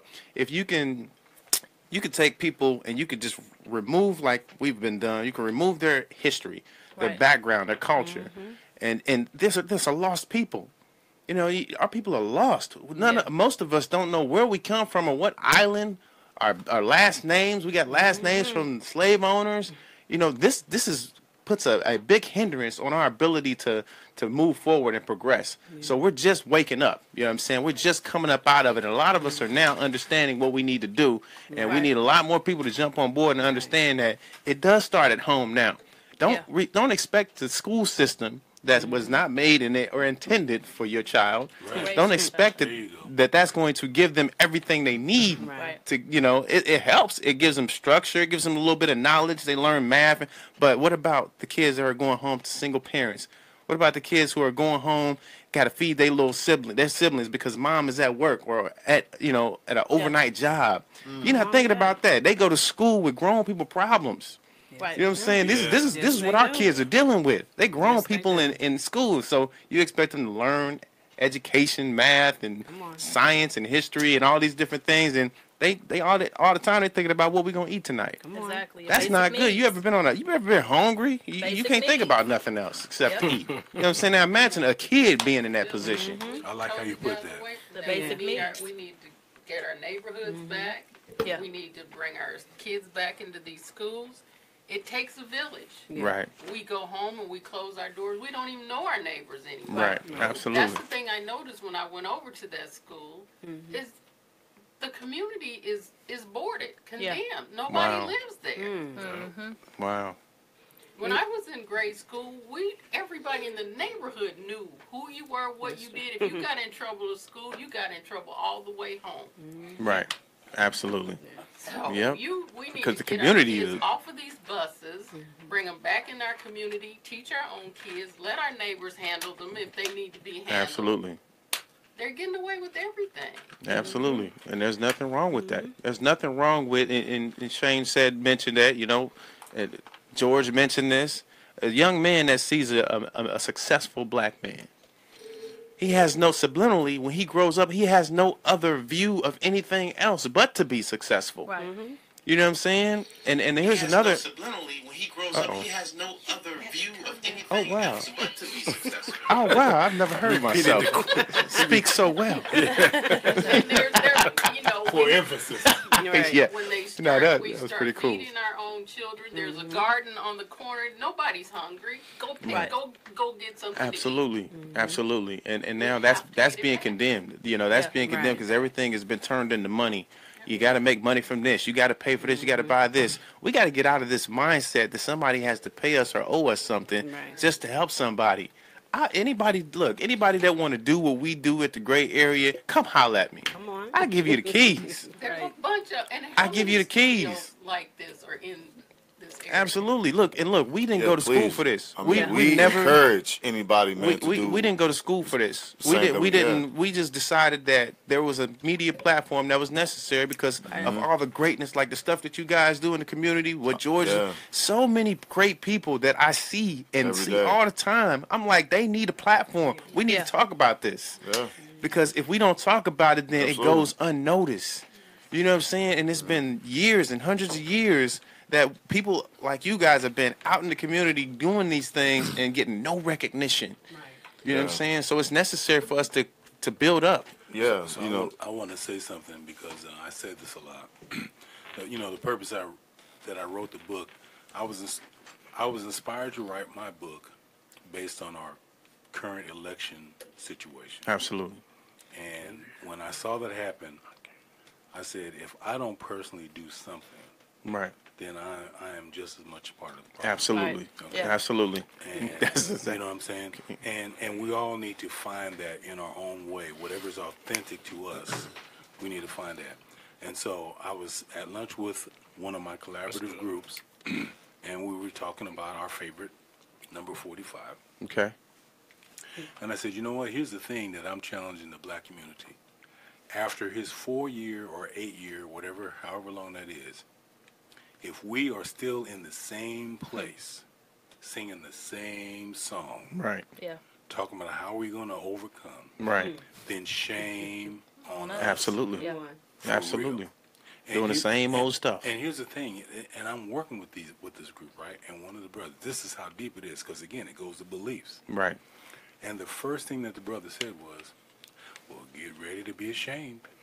Wow. Wow. He's accepted it already. See what I'm saying? And that's the horrible. work that we all have to do, because Right. when it's in your mind, Yeah. Right. when it's in your the mind, mind controls the body. see what I'm saying? Right. The mind controls the body. This is real work. You know, Right. Malcolm X has got that house nigga, field nigga Right. Right. Analogy, yeah. analogy, Yeah. where the field nigga goes to the house nigga and says, "Man, midnight we roll out here." What's the house nigga say? Man, please, man. What's better than Man, what we got what's better here? than what we got Right. here? Right. And I challenge the black community to take measure of where you are, Right. the house nigga, field nigga scale, Right. because all of us are on some Right. method of Spectrum that of the scale. scale, Right. And my premise is that if you field nigga or if you house nigga, that's two extremes that will not be effective. Right. It's understandable, but it's not effective. Right. Because one is pure, unadulterated rage. Right. The other one is pure repression Right. Yeah, Right. that's a good word. You see what I'm saying? Yeah. Because it's really He's not ultimately gonna about fight. survival. Right. He's not gonna fight. The house nigga ain't gonna fight. And it ain't. He's comfortable. You know, Right. and the field nigga is telegraphing everything he's gonna do. Right. You see what I'm saying? So you have to be in the middle and be smart about this thing. Trying to kill But him. You got to figure out where you are on that scale because all Gotta play of chess. us. Right. That's right. We're all on some scale. You know, Yeah. whether we're successful. Right. And, you know, if I make a move, if I say something that's not quite Right. oh man, or if we're out there in the hood and we ain't really, got nothing to lose, Right. you know, Right. you got to figure out where we at Yeah. and start being more strategic. Yeah, Right. yeah. You gotta have an equal balance. Like me, when I deal with not only white people but people. Period. I listen to their conversation, and a lot of times they will ask me questions, but I'll fall back and my answers or my responses, man, would be very, very minimal, and then they'll give me like their whole plan of like a whole lot of stuff, and I just be literally dissecting them like, yeah, that's exactly how you feel. Yeah. So and I analyze myself. I'm like, wow, if you feel like that, imagine if I did something to make you come out of your bag. So should I really, really 100% trust you? No. You know what I'm saying? So that's how you. So Pat, man, you're not saying much. Nah, I am. I mean, I'm saying a lot right now. Yeah. I'm just not verbally saying it. Right.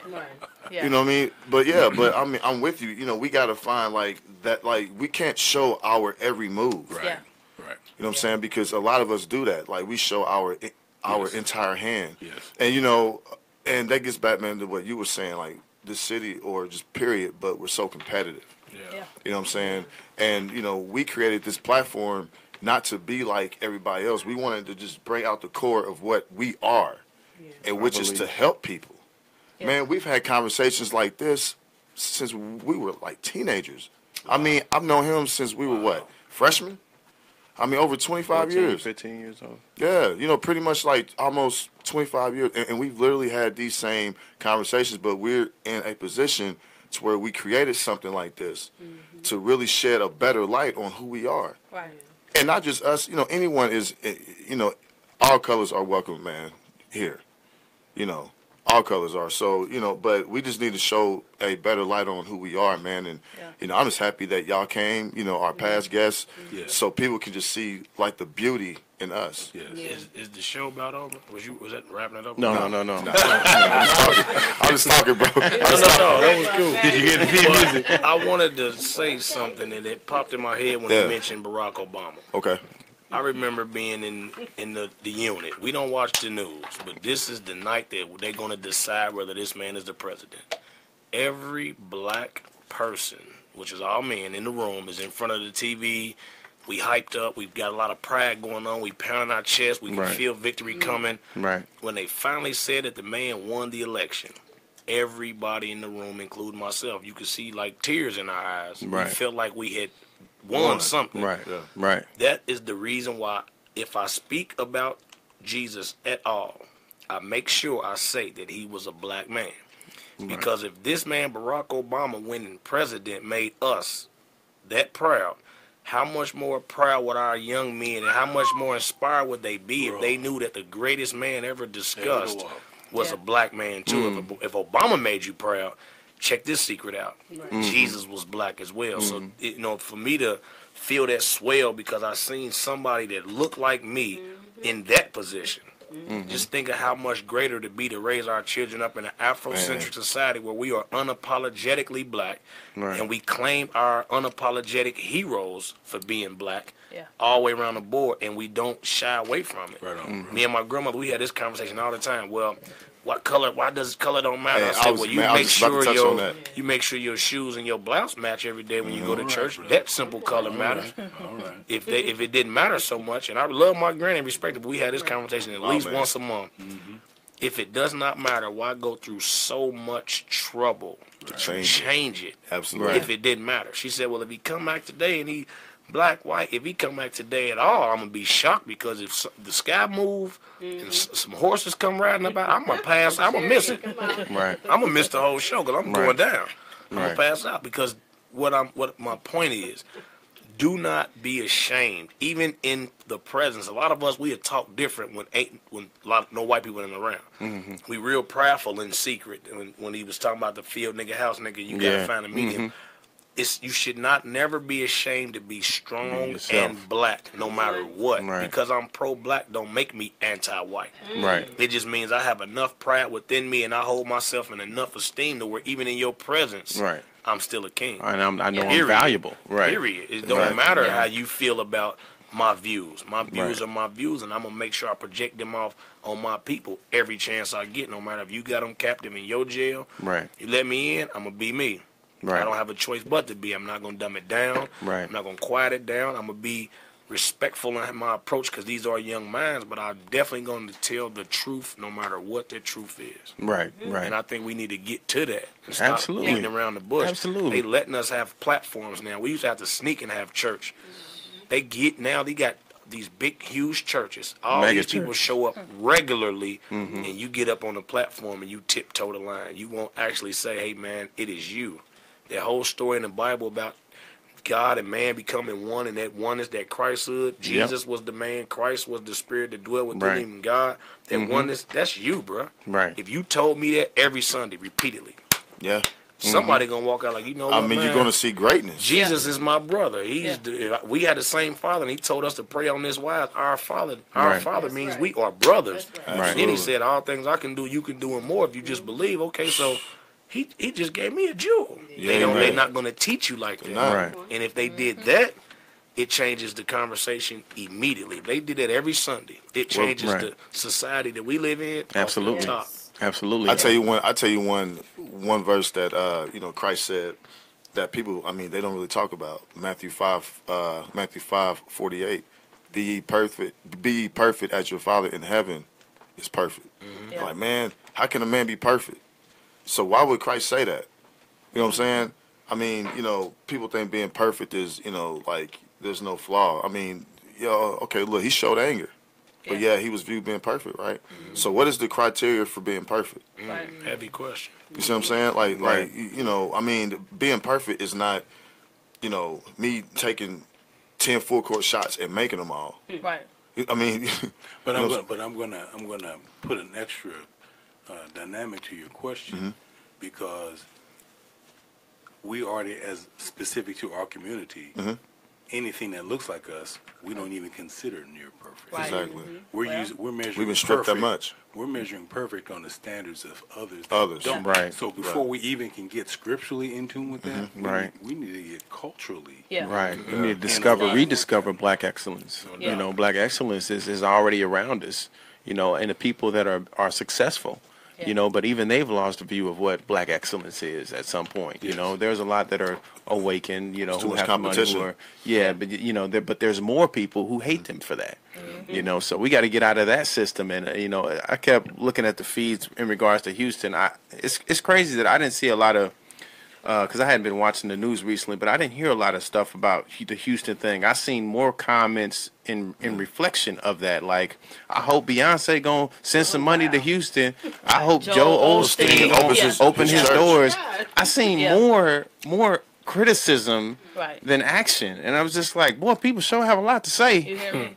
But where's the number? Where's the number to call? Yeah. You know what I'm saying? Who can we Send it send to. money to? Yeah. You know what I'm saying? That's the kind of stuff I'm looking for, because to me, I can sit there and comment and press buttons all day long, but if I'm not looking at trying to help somebody, I can't drive down there. So what can I do in my capacity? Yeah. Send me a number. Who's directly working in that field down there that I can send cash to or money to? Give me a mailing address, something I could do. That's what I'm looking at. So we have to get back in that mindset of helping people and not so much being critics of the people who are out there doing stuff. But I mean, all that comes with us re-educating ourselves on what we're worth. Our self-worth is. I think it's important that, like, my son, I took him from his mom. I didn't take him. Well, kind of. He was really struggling in school, in second, third grade, to the point where homework was being done for him, and he was going to summer school. And I thought to myself, why the heck are you going to summer school? You know, so when he lived with me, I put him on a strenuous program that allowed him to thrive and think for himself. And you know, and now he's a straight A/B student. And I tell him that every single day. You are A/B student. We don't even know what C's look like. If you get a C, that's just a mark to know that you maybe didn't study hard enough, or maybe you wasn't thinking. You know, maybe you wasn't doing something. But we use those C's as a regards to change what's happening, and not a D and an F.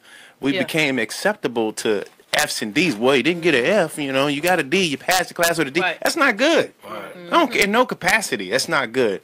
You teaching your kid to accept the lesser of the, you know what I'm saying?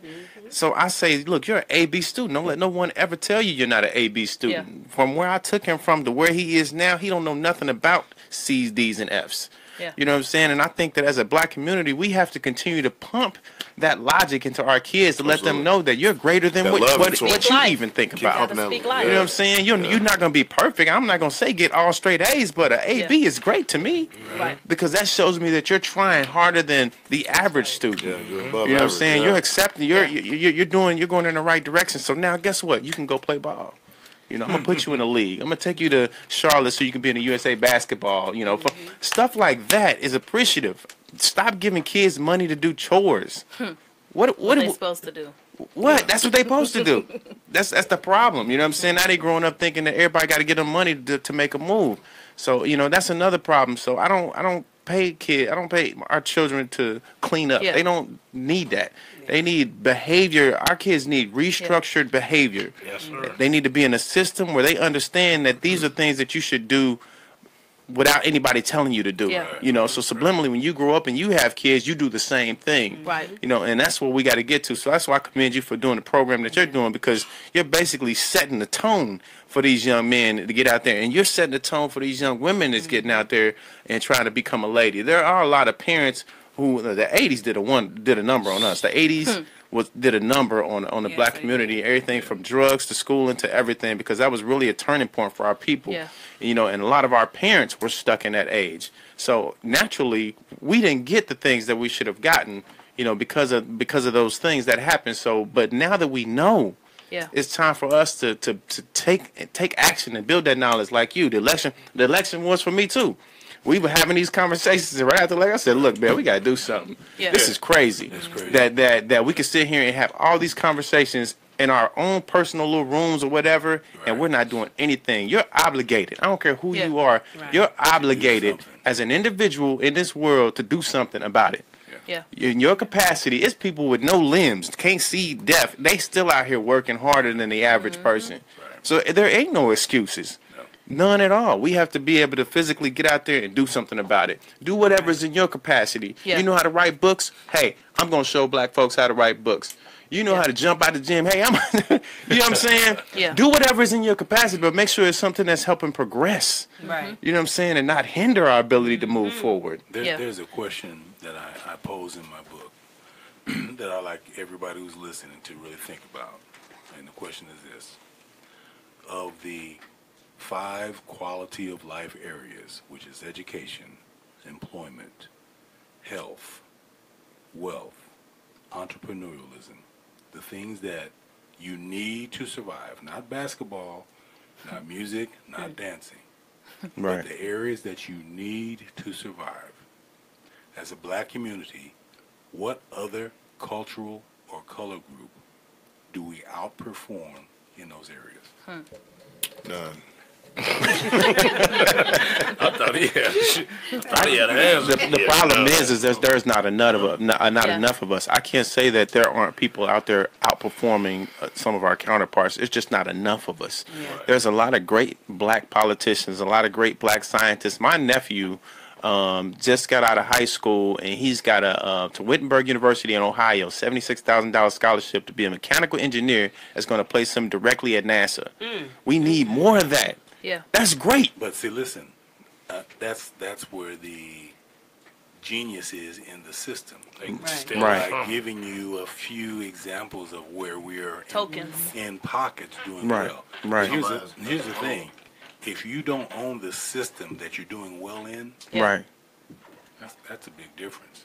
Absolutely. If you don't own the system with which you're making your 6-figure, 7-figure salary, then you are not in control.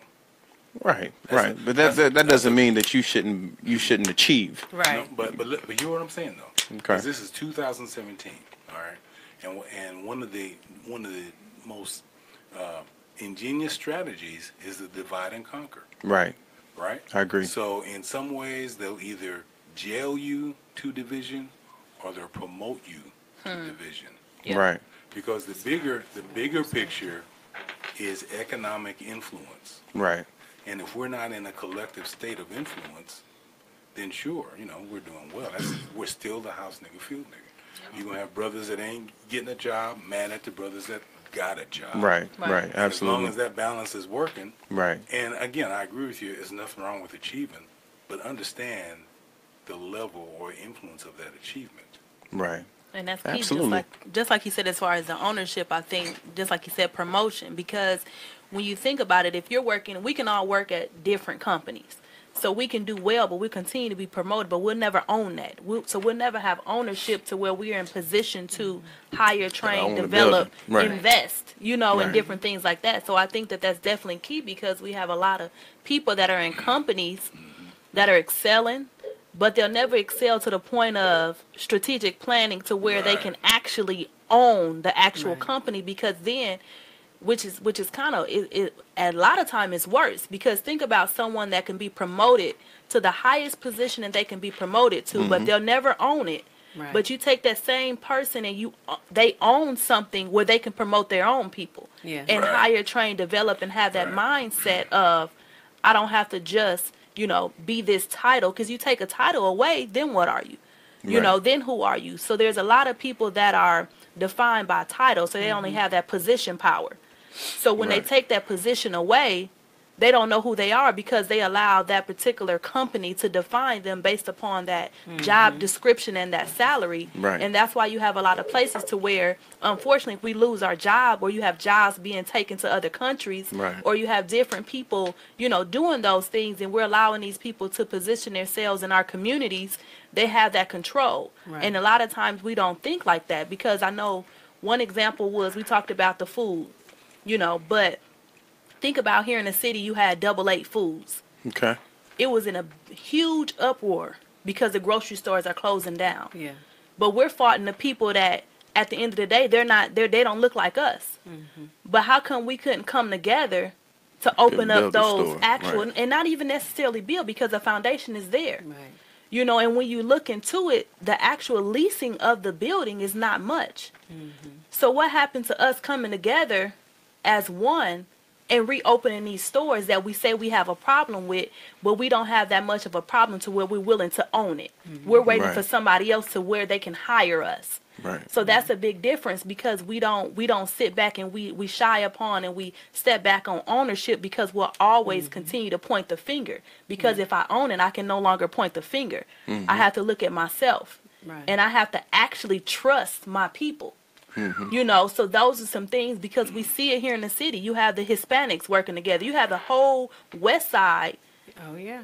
The international That to where marketplace. you sit now when you're looking like, we can complain and say, well, hey, they get everything tax free, and they this and they that. We allow excuses, but at the end of the day, when it comes to that, when it comes to these beauty stores, you're not gonna go get an application. They have their 11-year-old being trained, sitting back at the register, and they're only waiting to become 18 to then own that particular company. So we have to sit back and talk about that, because we spend, but we don't invest. Right. We think green money is the money, but we don't know about investment. We don't teach our children those things. So where then, there's just a huge problem. So we have to get back on ownership, because we'll always be in position. Which is why we're in a state of complacency. Yeah. And content. So we are under this delusion that we're doing good. Yeah. Because, like you said, we're being promoted. And so as long as we feel like we're doing good, and as long as we're being promoted, then we don't have to put forth any action, because we're good. But we're still consumers versus being a producer. Exactly. When you said that about your nephew, my mind went somewhere else, because it's a guy named Napoleon Hill, and he writes excellent books. I love reading his books, and he talks about the Mastermind Alliance. Right. Them people were so smart that they sit back and they watched your nephew's grades, Mm-hmm. where it's hard to get our children in 21st century scholar, all this with just minimal education. They Right. willing to pay $76,000 per year to put him through school because they see he's a genius. Mm-hmm. Snatch you away from anything you could ever be to your community. I'm gonna put you over here in NASA. Mm-hmm. They smart. They know who we are. They see it and they watch it and they come and snatch him up. Mm-hmm. Come on, and put him in a good position. Now, Right. by all means, I love it. Yeah. But that just goes to the mentality that how they view us. Absolutely. If you're not performing the way that we know that y'all really can, Right. we'll throw you over to jail. But if we watching you through these transcripts and these grades, and we'll Absolutely. snatch you up and Oh, say, handpicking. you Yeah. worth me putting in school. Absolutely. And send you in and use your genius to further their cause. Right. And then what she just said about taxes, you know, a lot of people say that about the Mexican community. You know, they don't pay taxes. I can't wait to pay more taxes because that means I'm making more money. Mm-hmm. I cannot wait to move up in the tax bracket. Give to Caesar what's due to Caesar. You can have that. I don't want to be in the low tax bracket no more. Please Right. take more of my money because if you're Right. taking more of it, that means I'm making more of it. Right. So, like a lot of times we use excuses. Well, I don't want to be taxed. If you never seen it, no way on your. It's not on your check. Mm-hmm. Base your budget around what you actually pull in. Right. Period. Right. Like it'd be so many excuses out here. It's unbelievable. Mm-hmm. And it's only being regurgitated what you heard somebody else say at the water cooler conversation. Right. Taxes, you don't even understand taxes. Right. You don't have no clue what's going on with the. If you stop paying taxes, you will hate it Right. because the infrastructure of the city, the trash people, all the people who do these services that you done become so accustomed to, they do it with the tax dollar. So don't complain about it. Get a job and become part of the system. Right. Or create a company. Yeah, create something that Yeah. where you know what I mean you have the ability now to dictate moves, but Right. like I don't fault the Mexican community. I actually see it and it makes me it do something for me because here it Absolutely. is. You just Unity. got here and they shop All Mexican. the time. They spend Mexican. Because they they have a- hire Mexican. Yep. Because they have a sense of where they come from. And they have Yeah. a sense of unified struggle. We done got so disunified in our struggle that your struggle ain't my struggle no more. That's right. No, yeah, I'm all right. I'm winning over here. You can go. No, Mm-hmm. they Yeah, see that- each other hurting. Yeah. They would move in Yeah. a 2-bedroom house. It'd be 12 of them in there. Everybody rent Right. $25 a month. We are Next thing arrogant. you know, it's 12 F-150s parked out front. Right. Now they ready to go out and Right. Yeah. create some Right. jobs. Now they up on the roof and they got the big We truck. don't want to You like, sacrifice, man. We are arrogant. Yeah, I mean, like we are arrogant. And as a people, we do not want to sacrifice. Look, I presented this option, man, to people, in my family. I said, why don't we all just like pitch in, get a big house, right? Everybody just have their own little section, and then we all pay the bills, and then we stack our money and invest and start businesses and take vacations. Nah, man, I don't know, man, if I can live with so and so. Oh man, nah, man, I ain't doing that. Oh man, I need my own house. I'm like, man, all these other cultures and nationalities, they do that.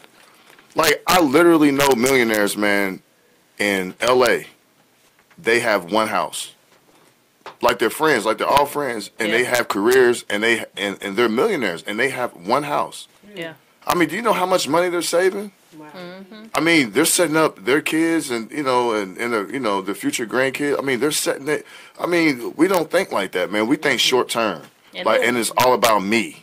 You remember that scene in Django Yep. with Sammy Jackson when the brother rode up on the horse, and what did he say? What was the line? Somebody say it.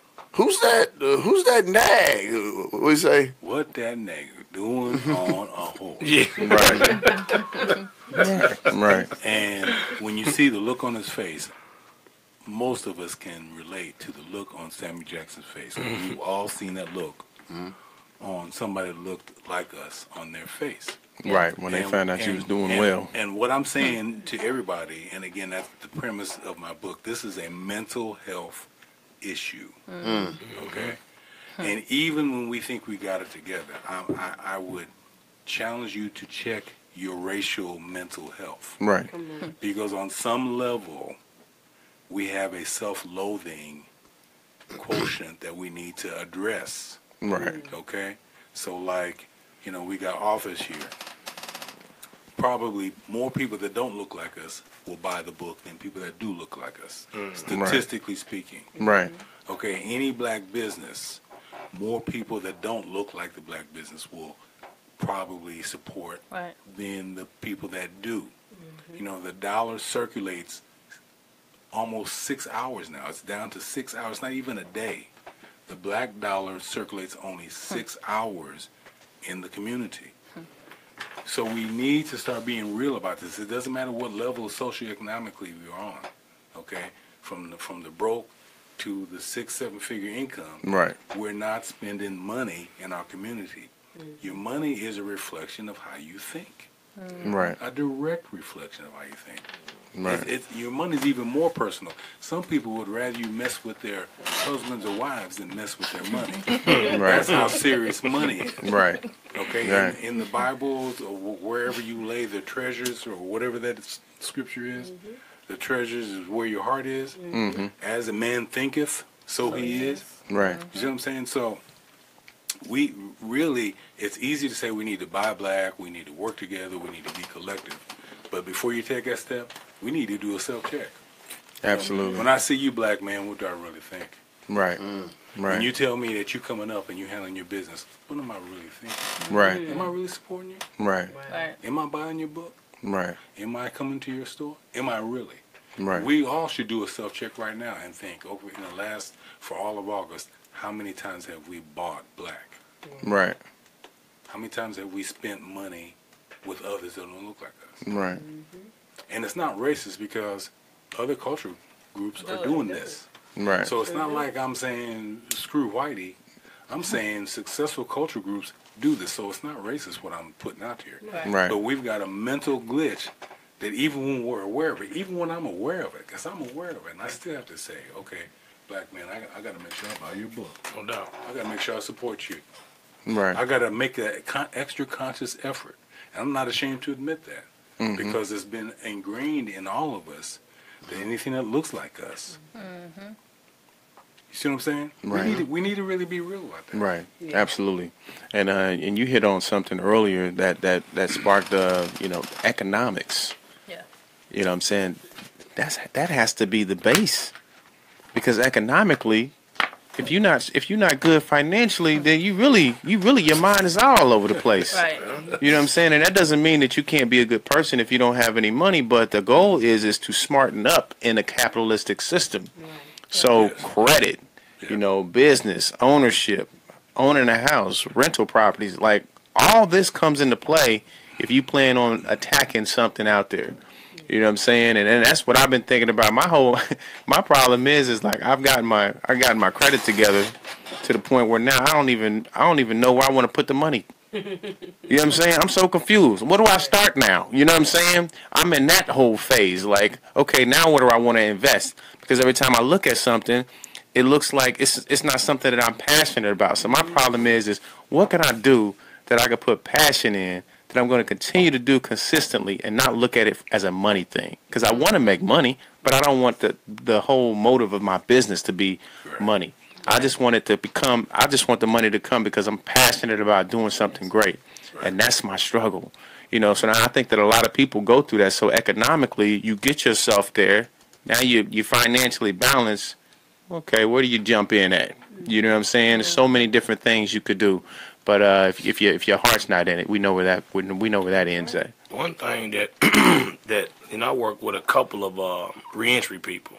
Right. Because I've been able to successfully navigate that whole reentry situation. Right. And they asked me, well, picking my brain for free, the people who were responsible for them, how did you overcome your struggles? It's simple. Needs. Food, clothing, shelter. Right. If these men come home, anybody, not even just the reentry people, if food, clothing, and shelter is taken care of, that means your basic needs are being met. Then you have the time and ability to think about things on a higher level, on a higher nature. But if your whole existence is survival to get those basic needs, you never can evolve or grow past survival instincts. Right. And that's what a lot of we living in the animalistic society, because if I don't have it and you have it, I'm mad at you for one because you look good doing it and you get what I can't seem to figure out. Right. And for two, I would do whatever I have to do to either not support you because your shine makes me look dim, or I'll go a step further and decide it's easier to take it from you than to go get it the hard way, whether that's working, Right. or and go bother them other people money. Because Right. if I bother their money, it's some real consequences to it. Mm-hmm. But I would rather tear him down because he's easier, because he's my neighbor and he trusts me, and I can knock on the door, ask for some sugar, he right. open it right up. Mm-hmm. It's animalistic nature out Right, here, man. absolutely. So economics is vital, and a lot of times I say money is a byproduct of what I do. Mm-hmm. I'm gonna get to it. Faithful, all I gotta do is stay patient. I'm Right. gonna get to the money. Right. But when I see somebody's eyes light up, like something I said just spark, it do something for me, Right. and I leave feeling rich in Right. spirit, Yeah. and I Absolutely. leave. No, that's All a right, new brother. faith to say. Okay. You keep doing what you're doing. Be patient. It's gonna come to you. I can have Absolutely. that talk to myself. Just keep doing it. It's gonna come. You just because you lining yourself up. But spiritual coin, Mm-hmm. seeing another person enlightened about something I say, something I do, just a kind gesture.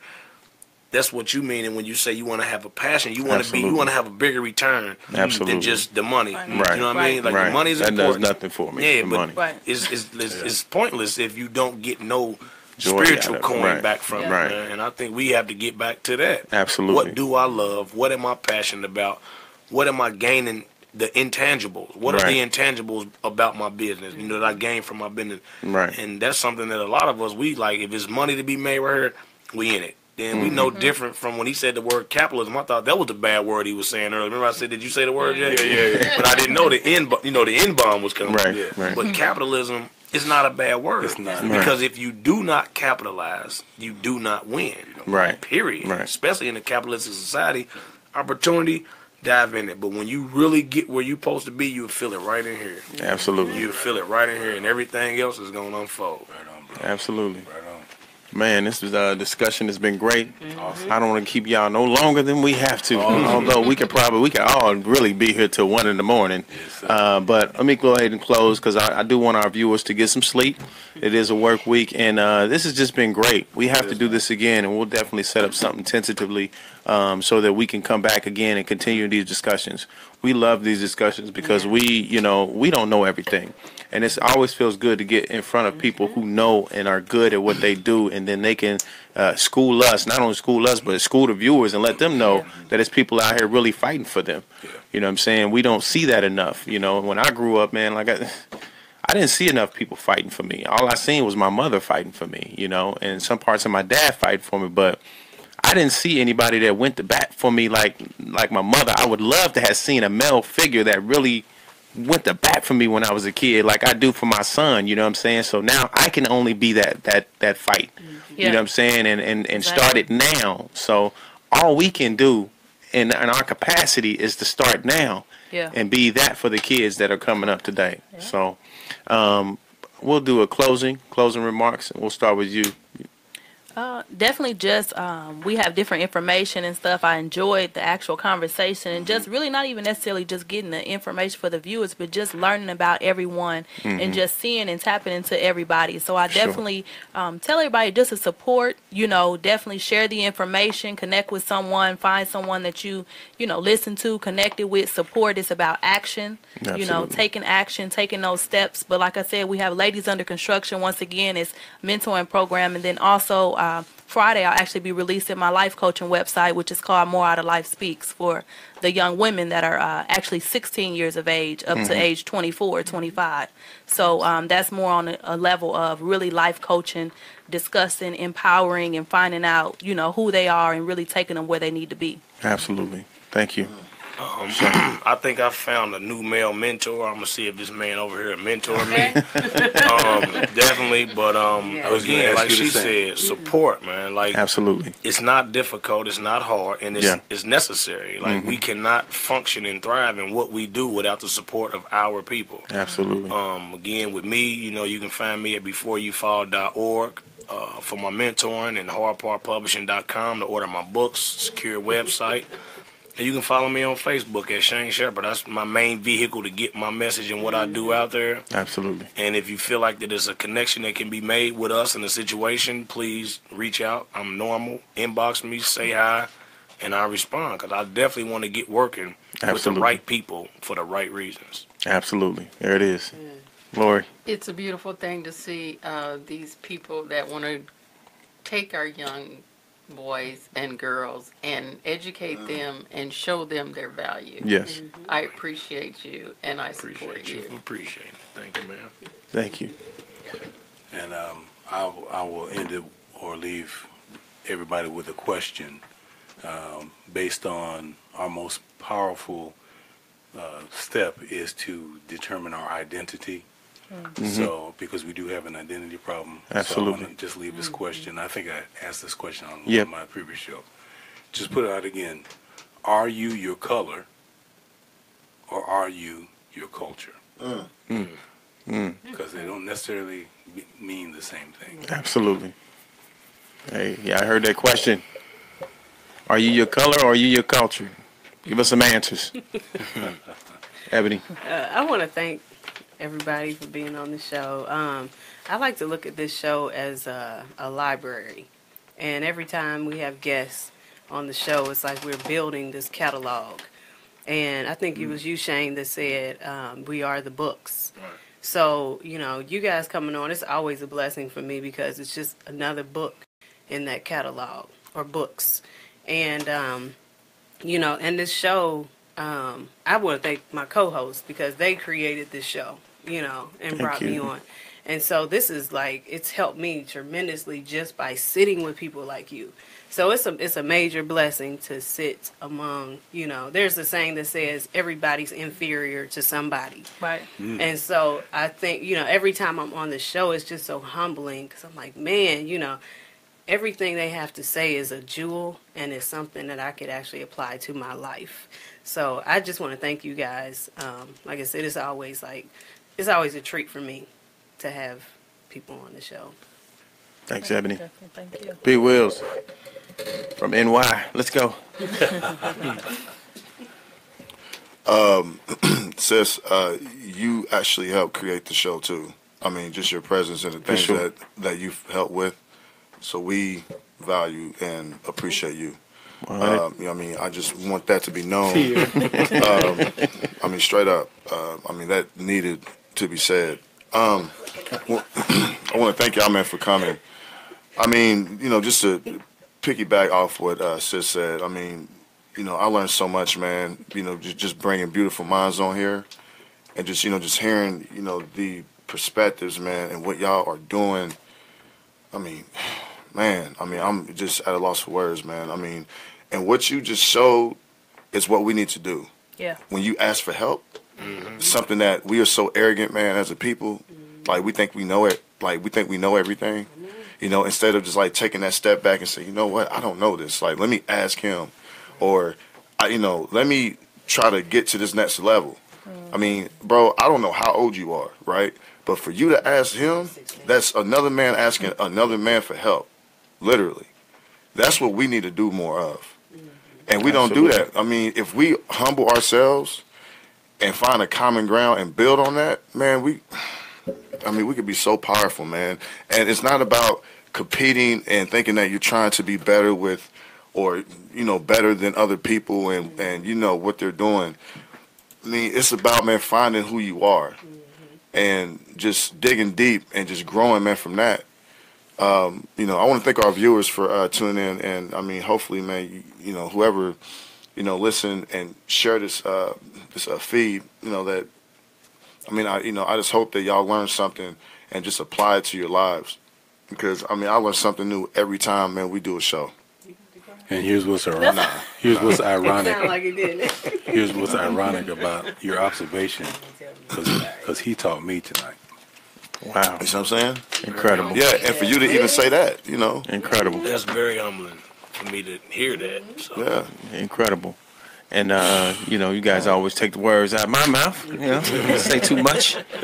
But, you know, this is always fun to me. You know, understanding the difference between being woke and conscious and not woke and unconscious, you know, is if you haven't watched this show, you need to go back and watch it after this and share this with somebody, because there's so many jewels and nuggets that was, you know, spoken of or learned in this, which you can take, you know, when you combat people and talk to them about what consciousness is and the things that they think about. You got gentlemen here with books. Let me show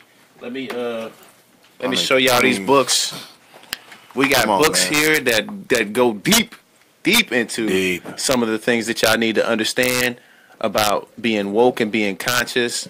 We'll put the link to these books in the news feed. My brother Shane here got about 3 right now. But we gonna put them in the news feed because I mean it just needs to be done. It needs to be said, and we have to continue supporting one another. Absolutely. We cannot do this by ourselves. Individually, we all have an obligation to help one another, so we must stand up and do that. And thank you to the viewers who always tune in and share our live feeds. We love y'all. We'll be back Thursday with some more amazing gray area information, and be looking out for Shane and Elenia here. You gonna be seeing them real soon.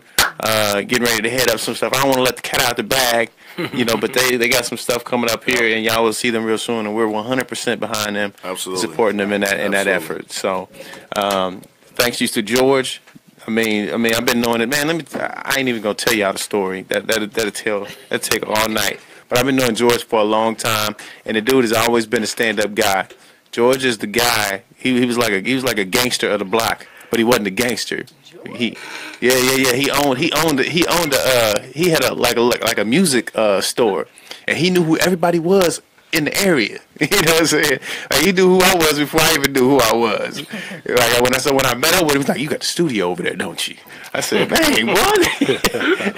But George has been a stand-up guy ever since I met him. So I applaud you and thank you. I mean, the book, what you got going on. George is also a musician, jazz, right? You do all kinds of You gotta listen. Where can they find your music at, man? CDbaby.com. CDbaby.com. Look up George Middleton. Dude is a phenomenal musician. I'm a sample. Has good music. So y'all make sure y'all check him out, and we'll get in with y'all Thursday. Oh yeah. Thank you. Thank you. Peace. Awesome. Welcome to the Gray Area. The Gray Area Media. We've obligated ourselves to be the voice for all communities, speaking on topics that include community, religion, education, politics, technology, sports, health, and wellness. The Gray Area Media is a platform created by longtime friends for the sole purpose of providing our communities with the ability to voice current, past, and modern-day issues. The Gray Area, in its naming significance, solely speaks to the area in which people shy away from speaking because of media-based constraints or contractual-based obligations. Well, I'm here to tell you, we don't do that here. So please, stay tuned in. We're going to go live in a few minutes. Don't forget, please add us as a friend on Facebook so that you can follow our live feed. And not only that, please add us on Twitter and Instagram at The Gray Area Media. Please visit our website at www.thegrayareamedialive.com. Thank you.